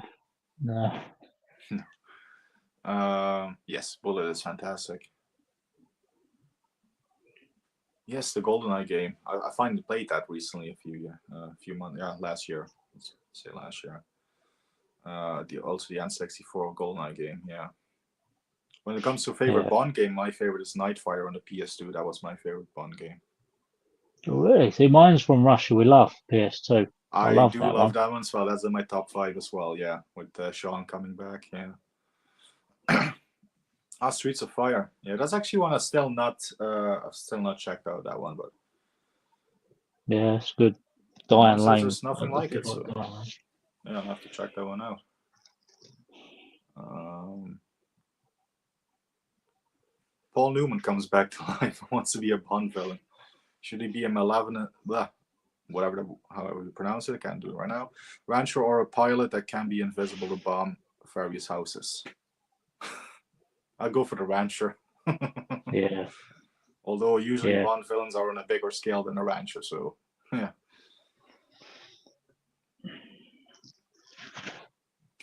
If you and the maids ever do a live stream, and personally, I would rather do that in a hotel suite or one in your backyard. Hotel suite in Vegas. Yeah, that would be awesome. Tangiers in Vegas, that'd be all right. Number one favorite movie for Sean is the original 1981 Ray Harryhausen film, Clash of the Titans. Yeah. It's a good pick. I've not seen too many Brad Pitt films myself, other than the collaborations with Tarantino and stuff. But Yeah, I've seen that. That was one of the first DVDs I bought. If anyone's from London, in Tower Records, London. I thought this looks obscure, and I bought it. I didn't like it much, but when I had my own money to start with, yeah. enjoy Fight Club, but I feel it gets a bit too far up its own ass towards the end. And that's fair enough. Watch at least one film a day, at least sometimes 2 and 3, 4 max when I'm free, but on average, one, at least 4 times a week, depending on the film, but I cry often. I do try to watch one a day as well myself, so. Robin Hood Men in Tights. Give me Prince of Thieves any day over that. Ramon is a big fan of Fight Club. Yeah, I can see Sly and Commando. Yeah. What you do with Sully? I let him go. It doesn't have the same ring as I let him go. Yeah. Do you have any favorite singers? Some of mine are Jerry Vale, Andy Williams, Andrea Bocelli, Franzel Lang. Can't pronounce that, I'm sorry. Dimitri Gesundheit. Fritz Wunderlich, Seekers, Carpenters, Susie Quattro, Kingston Trio. Yeah, I'm an 80s pop guy, so I love Phil Collins, Toto. When it comes to like horror stuff, I love AC/DC. Well, pretty much all the music I listen to is almost exclusively from the 80s, and of course then we have soundtracks, which I'm a big soundtrack guy as well. So how about you for music and singers then? Tony Bennett for me. I'll put him on often in work. Got one where I work now, I've got an Alexa, so I can just talk to it, play what I want. So it's Awesome. nice. Yeah. I've still got a habit of shouting at it, and people say, you're not going to shout at it. Yeah. I do like Tony Bennett as well. Also, I'm a Sinatra guy as well. Yeah. And also, yeah, Dean Martin. I do like Dean Martin as well. He's great. I still have a few. I don't think you do, don't you? No, I wish I kept my Van Damme, Stallone, Schwarzenegger ones. I had some like Big Box RoboCop and Kickboxer. Yeah, I'd like to have them just for display. Yeah. Yeah, honorable playing Rambo. I was going to say Stallone is Rambo, yeah. What's your earliest memory of films, and how did you get into movies? I think I talked about that a few times, but I'll let you go ahead first. Earliest memories of what I'd call films outside children's films, which I don't remember too much about. But yeah, my mum's always been into films. I remember she used to always put on Superman 2 mostly for me, because I really liked Zod. I can't remember what VHS cassette it was on, but something finished because she had the long and short play. And Terminator would kick in, but not from right at the start. It would turn on from the electricity and the camera panning up on him by the waste truck, and then going into seeing Bill Paxton. That was kind of like, I was just so intrigued. And then it was, I think I told this before, we was moving, but the day before we was moving, we just wanted to watch a movie with the like fish and chips, and my mum reached into the box and it was Rocky 2. Yes. And then it just started from then. It was like I didn't want to watch any cartoons. I just wanted to watch them films. And Life Force was one of the first adult films I come across as well, and that's scared me. Yeah, Yeah. it's kind of for me. And Rocky Five, I think, was my first cinema experience as well. Oh, So yeah. Yeah. For me, I mean, as a kid, I didn't watch too many cartoons. I guess for like the first 3 or 4 years of my life, I might watch cartoons, but it was pretty early when I sort of already got into like well, live action stuff. I guess like more for mature audiences and stuff. As a 6, 7 year old, I grew up watching the Bond films and the Rocky films. I became a big fan of those two. Those two really started the obsession with films. Um, and obviously, in between there, then in the age of 11, I watched a few other films. Like I watched a couple of the Rambo films with my dad and stuff. I already was exposed to like Terminator and Terminator 2. But then when I was age 11, I watched Scarface, and that sealed the deal. After Scarface at age 11, that's when I really became a big movie fan. So mm, it's yeah, Breakheart Pass. We done a podcast episode on that one. That's on Dan's channel. To check it out if you haven't already. Enjoy Shawshank, but The Mist was shite. I've not seen The Mist, but I do like Shawshank, and especially The Green Mile. Green Mile would be my favorite. That's another film that gets me emotionally. yeah, 10 to Midnight and Death Wish 3 are my favorite. Oh, I love 10 to Midnight, and Death Wish 3 is awesome. Yeah, yeah, when it comes to definitely Charles free. Bronson. Yeah. Seen London runs for like 40 years. For Yami, my earliest memory of getting into film is when I was about 8. We went to our local corner shop looking at the DVDs in the 2000s, picked up the DVDs of A Kid Called Danger. I watched it over and over, and I still have that exact DVD to this day. That DVD means a lot to me, a lot of memories attached to that DVD. Oh, nice. Oh, this one is an impossible one for me. Trade a Bronson starring role for a Clint starring role. I can't do it. No. No, yeah, no. Even now, when you hear that Clint Eastwood may have been in Once Upon a Time in the West, wasn't it? It Yeah. was something like that. You can't even imagine No. taking Bronson out there. They should have been in a film together, but Yes. can't swap them. Sadly, the closest we ever got is an episode in Rawhide where Bronson was one of the guest stars. But yeah, I do like Layer Cake. Yeah, with Daniel Craig. Yes, I know Ramon is definitely not a fan of No Time to Die. I'm not either. So, yes, anyone could. Yeah. You and me could beat Steven Seagal. There's a scene I'm planning on imitating, the scene from 44-inch Chest, where his Oh, missus yeah. is cheating on him, and it's the guy in the chair where he says, "You brought him to my knees, degrade me." Great. Yes, yeah, you definitely have seen this one, haven't you? Oh, what a film! This is an amazing film. This and Sexy Beast. Everyone talks about Snatch and Lockstock, which are great, but Yeah. 44-inch Chess, Sexy Beast, must see. This is a brilliant dialogue-driven film. Okay.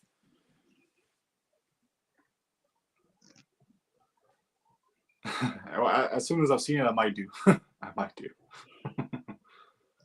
Yeah, exactly. One roundhouse kick and Seagal's on the ground. Yeah, Nighthawks is fantastic. Mhm. Stallone, Rutger Hauer. Um, it came damn close to my top 20 when I did my ranking. So yeah, it's definitely one that I really, really appreciate. What you reckon on Nighthawks? I like that, and that's on my list to upgrade to Blu-ray. Yeah, one of the earlier Stallone Stein roles I see after Rocky. My cousins brought it Hmm. round, and I didn't appreciate it at the age of 9. So after seeing him in Rocky and Rambo, but yeah, I really like it now. Yeah. Yeah, it's a shame that one was cut. There's still a lot of footage for that was on the cutting room floor. Hopefully, one day we'll get to see that. Chuck can barely lift his legs anymore. Watch his latest movie, Agent Recon. It's pretty depressing. I have not seen it, but I've heard it's not really anything great. But yeah, what is he in his 70s and his 80s now? So I mean, got him some Yeah, slack. Yeah. Some 20 years ago, Hans Klok could have been a great. Oh yeah, that's a Dutch magician. For those that don't know who he is, but yeah, he has the look for it. He's like blonde and stuff. Yeah. Um, Also, The Last of Us one of my favorite games. Yes, Joel is my favorite character of all time, and Joel and Ellie's relationship is the best in game history, in my opinion. It's pretty fucking great. Yeah. Mm. A24 20 A24 2026 horror movie starts filming in April. It's called Acid Mountain. Do you think that sounds good? A woman captures people in masks, straight then acids them and makes them roll on cliffs with knives and scores of results. Excited for that underrated horror movie, Acid Mountain? Mm. I've no idea. I've not really seen too many A24 films, so. They do some good ones. I haven't seen anything about this. I was watching some horror trailers, but I like the title. I've got to say that. Yeah, that's catchy, but Yeah. I don't know. I have to read the synopsis a bit more on that one. Passenger 57, Murder at 1600, my favorite. Yeah, Passenger 57 is a favorite for me. I'd also obviously go with Demolition Man. Money Train is great, so there's a lot of great films with him, for sure. And Stacy's visiting the set in April of that film. Should be interesting to see how that all occurs. So that's amazing. Definitely keep us posted on that. Be good to hear some Yeah, updates on that. Mrs. Elizabeth was my hero for WWF. Gorgeous she was. Just a shame what happened to her. Yeah. yeah, real shame. But she was lovely. I always remember was it SummerSlam '88 Bowen though? Mm. Main event. She come up to the apron, and I'm sure she took her skirt off, and she had like a little knickers on, and that was a massive deal for Miss Elizabeth. Yeah, I Mm. remember that. I think I remember that bit as well. Yeah. Oh yeah, New Jack City. That's another one that doesn't get talked about too much. I do like that film as well. Still King of have New that on York. VHS. I never bought that on DVD. I still have that on VHS somewhere. That film. Yeah. Yes, The Getaway. It's great. Yeah, Red Revolver is a good game, but prefer Gun. Yeah, Gun was good. Gun was good. Yeah, Yeah. too short. That's my only gripe. Gun. Mm. That 5 hours or something, I think. Yeah. Yeah. It's once you know what you're doing, it's pretty short. Yeah. I haven't seen Gladiator 2, but Brennan, the first one, come on. Yeah, I find it hard to imagine as well, but yeah. Moonraker is my favorite James Bond movie. I love Moonraker. As much as I don't get on with Star Wars and sci-fi, I do like Moonraker a hell of a lot. That's near my top 10 of the Bond films, yeah. My favorite still is On Her Majesty's Secret Service of all of them, but Moonraker is definitely, of the fun ones, that's my favorite ones. Yeah, I can have the most fun with Moonraker, yeah. Would Double Team have been better with Seagal and Shaquille O'Neal? Yeah, Double Team with Van Damme and Rodman. That would be interesting. I will give you that. That would be interesting. Steven Seagal and Yeah, Shaquille O'Neal. Yeah. Yeah. I like Double Team as it is, but yeah. Best Bond henchman. I personally like Jaws and Xenia on the top. What would you say? Jaws for me. Yeah. Jaws. Yeah, there's many. Xenia is definitely also one of mine. Jaws, Oddjob, with the bowler hat. Um, God, there's many. But those definitely are the top three right there. Just add Oddjob to that list, yeah. Even the '90s Getaway was pretty. Yes, with Alec Baldwin, that was not too bad actually, and James Hmm. Woods. Yeah. As many times as I've seen Fight Club, I still don't get the ending. Still doesn't make sense for me. Yeah, it's one of them mindfuck endings, isn't it? Yeah. Do you think there should be a sequel to Crawl? That's very much a film of its time, Kroll. Yeah. I actually don't mind it too much. I don't own the premium collection one, but I don't mind it. Um, do you know what though? Going back to them era of films, I wouldn't mind seeing films like that now. I mean, when you go back and you watch things like Labyrinth, say Kroll, them kind of films you just don't get anymore. Just look, Yeah, they look crap when they try and do them now. So I'd welcome something done like that now. yeah, yeah. I'd go along with that as well. Yeah. Thanks, Ramon. Saying have fun. If Buster Keaton was still alive in the 80s, could he have been a good replacement of James Belushi in Red Heat? Hmm. I do like Belushi a lot.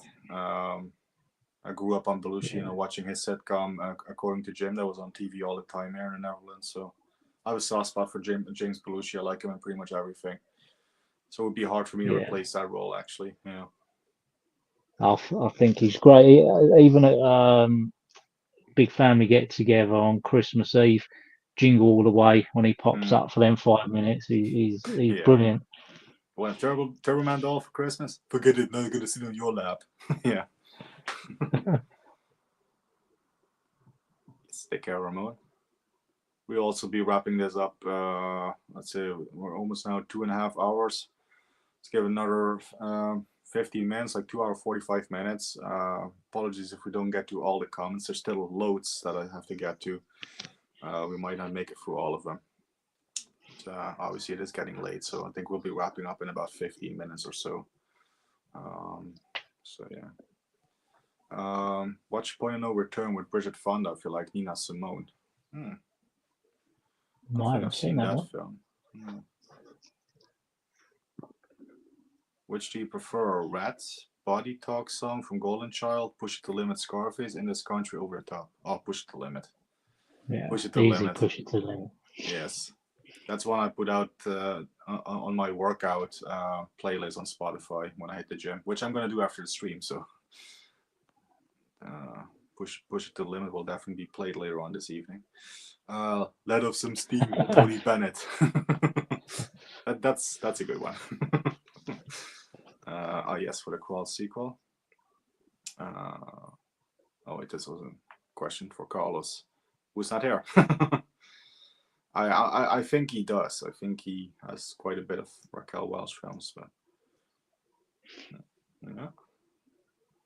If you could own any house from a movie, what would you choose, or have uh, what character would have served as caretaker 24/7? I would like the Mine's Scarface Mansion. The Scarface Man. That's ah, why I have my walls here red and black, just like the Scarface Mansion. Also, yeah. For the the caretaker, McAllister I don't know. house. Yeah. Oh, the McAllister house. Yeah, from Home Alone. Yeah. Yeah. As for the caretaker, why not have Jack Torrance from The Shining? You are the caretaker. You've always been the caretaker. Have some fun Mm. with it. Have Jack Nicholson around the Scarface mansion. I don't Although know I wouldn't about have any eggs in my house, so yeah, I don't know about caretaker. I can only think of Rick Mao from Bottom, so you go Rick Mao. yeah. Yamin likes the version from Tony Bennett of Fly Me to the Moon. I still prefer the Hmm. Sinatra one, but I think Tony Bennett does a great version there as well. Yeah. Hot take: I don't like Shawshank. I watch movies to escape the drama and suffering of real life. So drama movies where characters suffer for 2 hours ain't my jam. That's understandable. That's Yeah. understandable. Can swap Clint and Charlie. Two fabulous. Yes, indeed. That's Charlie Bronson. Yeah. Rutger Hauer is another great actor. Yes, he's also done some fantastic work. Yeah, may he rest in peace. They messed with the soundtrack on Nighthawks on a lot of releases, replacing some of the tracks. Yes, I think in the nightclub scene where Stallone first spots Rutger Hauer's character, and he yells at you, "Wolfgar!" And then the chase starts. I think originally the music there is a Rolling Stones track, and that's different on the DVD and Blu-ray release. It's a different track for licensing purposes, which yeah is a shame. I think there's some other tracks as well that were messed with. Shane Kirkley's here. Hey Shane. His earliest memories of watching movies from the early 70s, watching the BBC double bills. Love those Hammer pictures ever since. Yeah.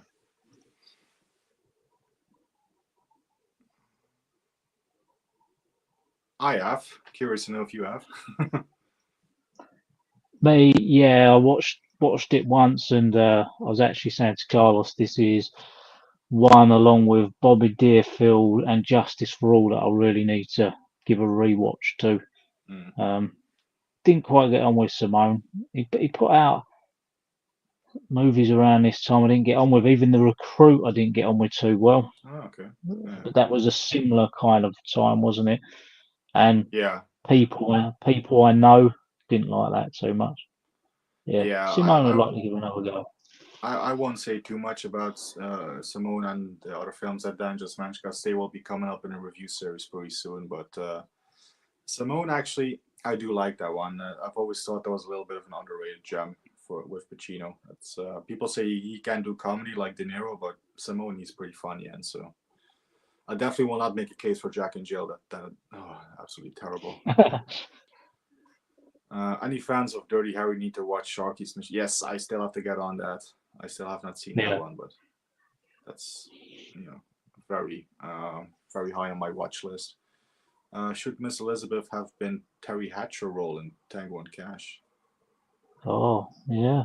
Well, I do like That Terry is Hatcher pretty in cool. that film, so especially that striptease sequence, dance sequence. So Segil really. Segal and Shaq and Double Team, Double Team would have been interesting to say the least. Yes, my thoughts exactly. Was SS88? Help the mega Yeah, powers my eyes. Yeah, pop. Oh, that's it. okay. Yeah, Yeah, that was Miss Elizabeth pulling off her skirt. Yeah, the mega powers. You must know the mega handshake, the Macho Man and Hulk Hogan. Just yeah, Google the mega powers handshake. It's great. yeah. Never touch Labyrinth. It's my guilty pleasure. Yeah. There's another underrated one with him, and also with Tupac. Gang related. It's also known by a few other titles, but that's a pretty good James Yeah, Belushi film. Yeah. yeah. Oh, I'm sure you 101 got ahead because label. Yeah. that's the one that Michael Myers here mentioned. Yeah, gang related. Yeah. If you could switch James Belushi for his brother John Belushi, what would you cast him in? Um, Yeah. I prefer James Belushi over John Belushi. I do. So maybe James Belushi for the first Blues Brothers film, maybe. It's unpopular opinion. I'm not a fan of the Blues Brothers. Oh, I didn't mind it. I thought it was pretty good. Um, Animal House. I'd switch James hmm, Belushi with John. yeah, Yeah. that's a good shout. Have you seen Street Trash remake from last year? I have not. No, I've not seen too much from last year. Once again, No, I haven't seen that. No. yeah, nothing is safe. Yeah. Do you think they should do a Home Alone with Macaulay Culkin growing up with his own family? Yeah, there's been talk and sort of like these fake AI trailers. You see him on YouTube and stuff, but yeah, I think they should just leave it alone. So the problem with it now is there's no adventure and creativity in kids. It's all tablets, smartphones. You imagine it now, it'll be electronic traps. Mm, There's something special about them 80s and 90s. You know, when you're kids, you got that sense of adventure. Now, just yeah, on a mobile phone, call the police. It won't work now. yeah. It wouldn't. Yeah, with technology, it's just the same as Commando. Commando would not work now. Yeah. Because yeah, I think somebody pointed out when I did the Arnie ranking a few days ago. If Commando was a modern film, in the mall scene, Sully would have just pulled out his cell phone when he saw Matrix, and the daughter would be dead. So yeah. Mm. Thank you for being here, Stacey, and for the great questions. Yeah. Thank you. Um, yes, Scent of a Woman is another Oh, film. Yes. I'm in the dark here. Yeah. And Sea of Love is a great photo. Yes, I agree. it's got one of the best monologues in the Scent of a Woman in like the court at the end. Mm, yeah, I I love it. agree. definitely deserving of the Oscar win there, even though he should have already had like 2 or 3 Oscars at that point. But, Yeah. is any scene in Hard Target better than any scene Out for Justice? I love Out for Justice. It's my favorite Seagal film, but I would maybe take Hard Target over it just as a pure action shoot 'em up film and stuff. The Uh, whole ending scene of Hard Target in the warehouse and stuff, so much action. I think that's better than Out for Justice. Yeah, myself. Again, I do love Out for Justice. What do you think? Out for Justice is my, followed by Mark for Death, my favourite Seagal. It is tough. That end scene is pretty great. Hard target. I'd leave Out for Justice alone. Yeah, Seagal's best work. Yeah. Oh, I definitely have. It came quite high Yeah. on my Stallone ranking. That's one of Stallone's comedies I do like, along with Rhinestone. But Stop and Mom Will Shoot, no, not so much. What do you think of Oscar? Yeah, it's one I want to rewatch. Again, watched it far too young, and watching action films with Stallone, it's not something you appreciate, is it? I say far too young, but I was probably later teens or so at that point. Yeah, Yeah, I'd give it a rewatch. I think you mentioned what your favorite is, but favorite WrestleMania.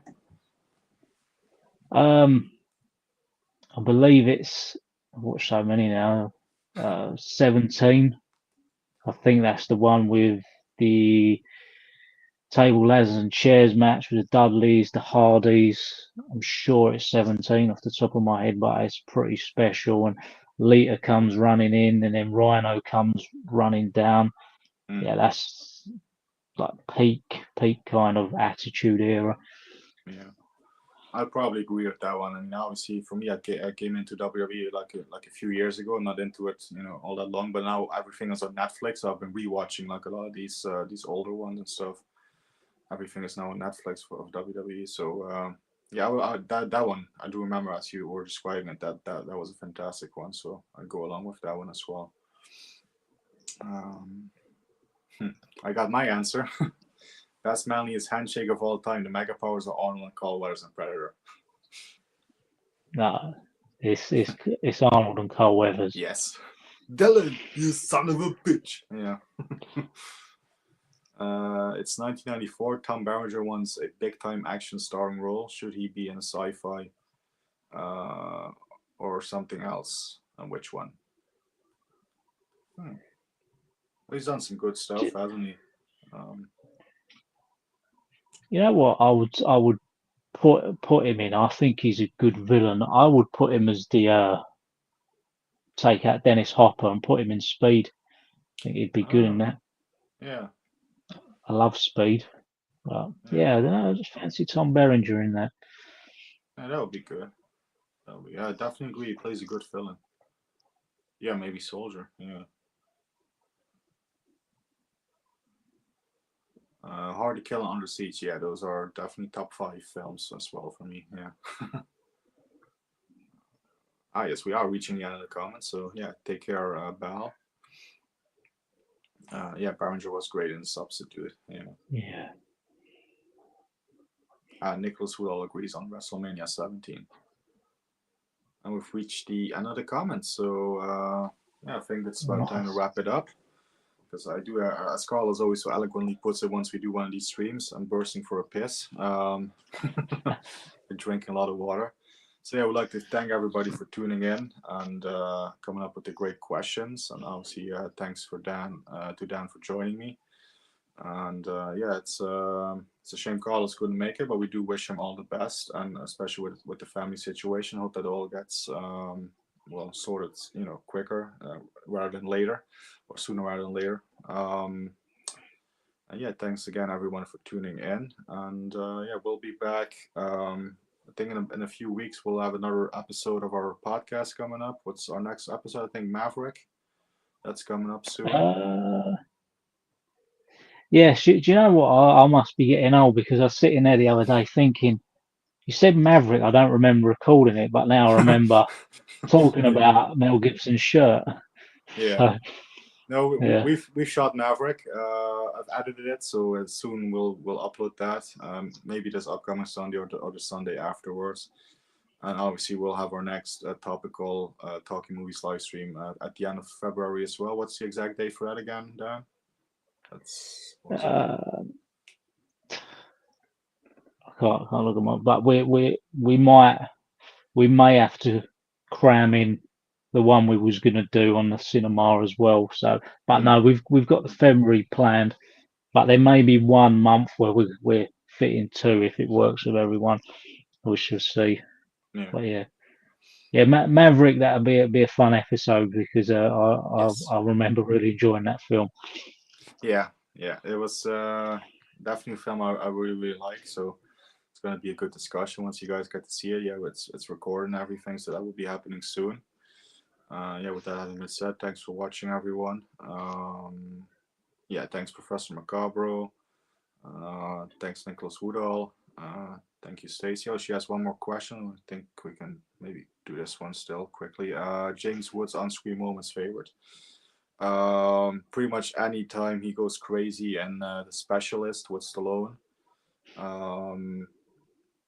And he has some fantastic moments in Once Upon a Time in America as well, and pretty much everything the guy is in where he's a little bit crazy, which he usually is.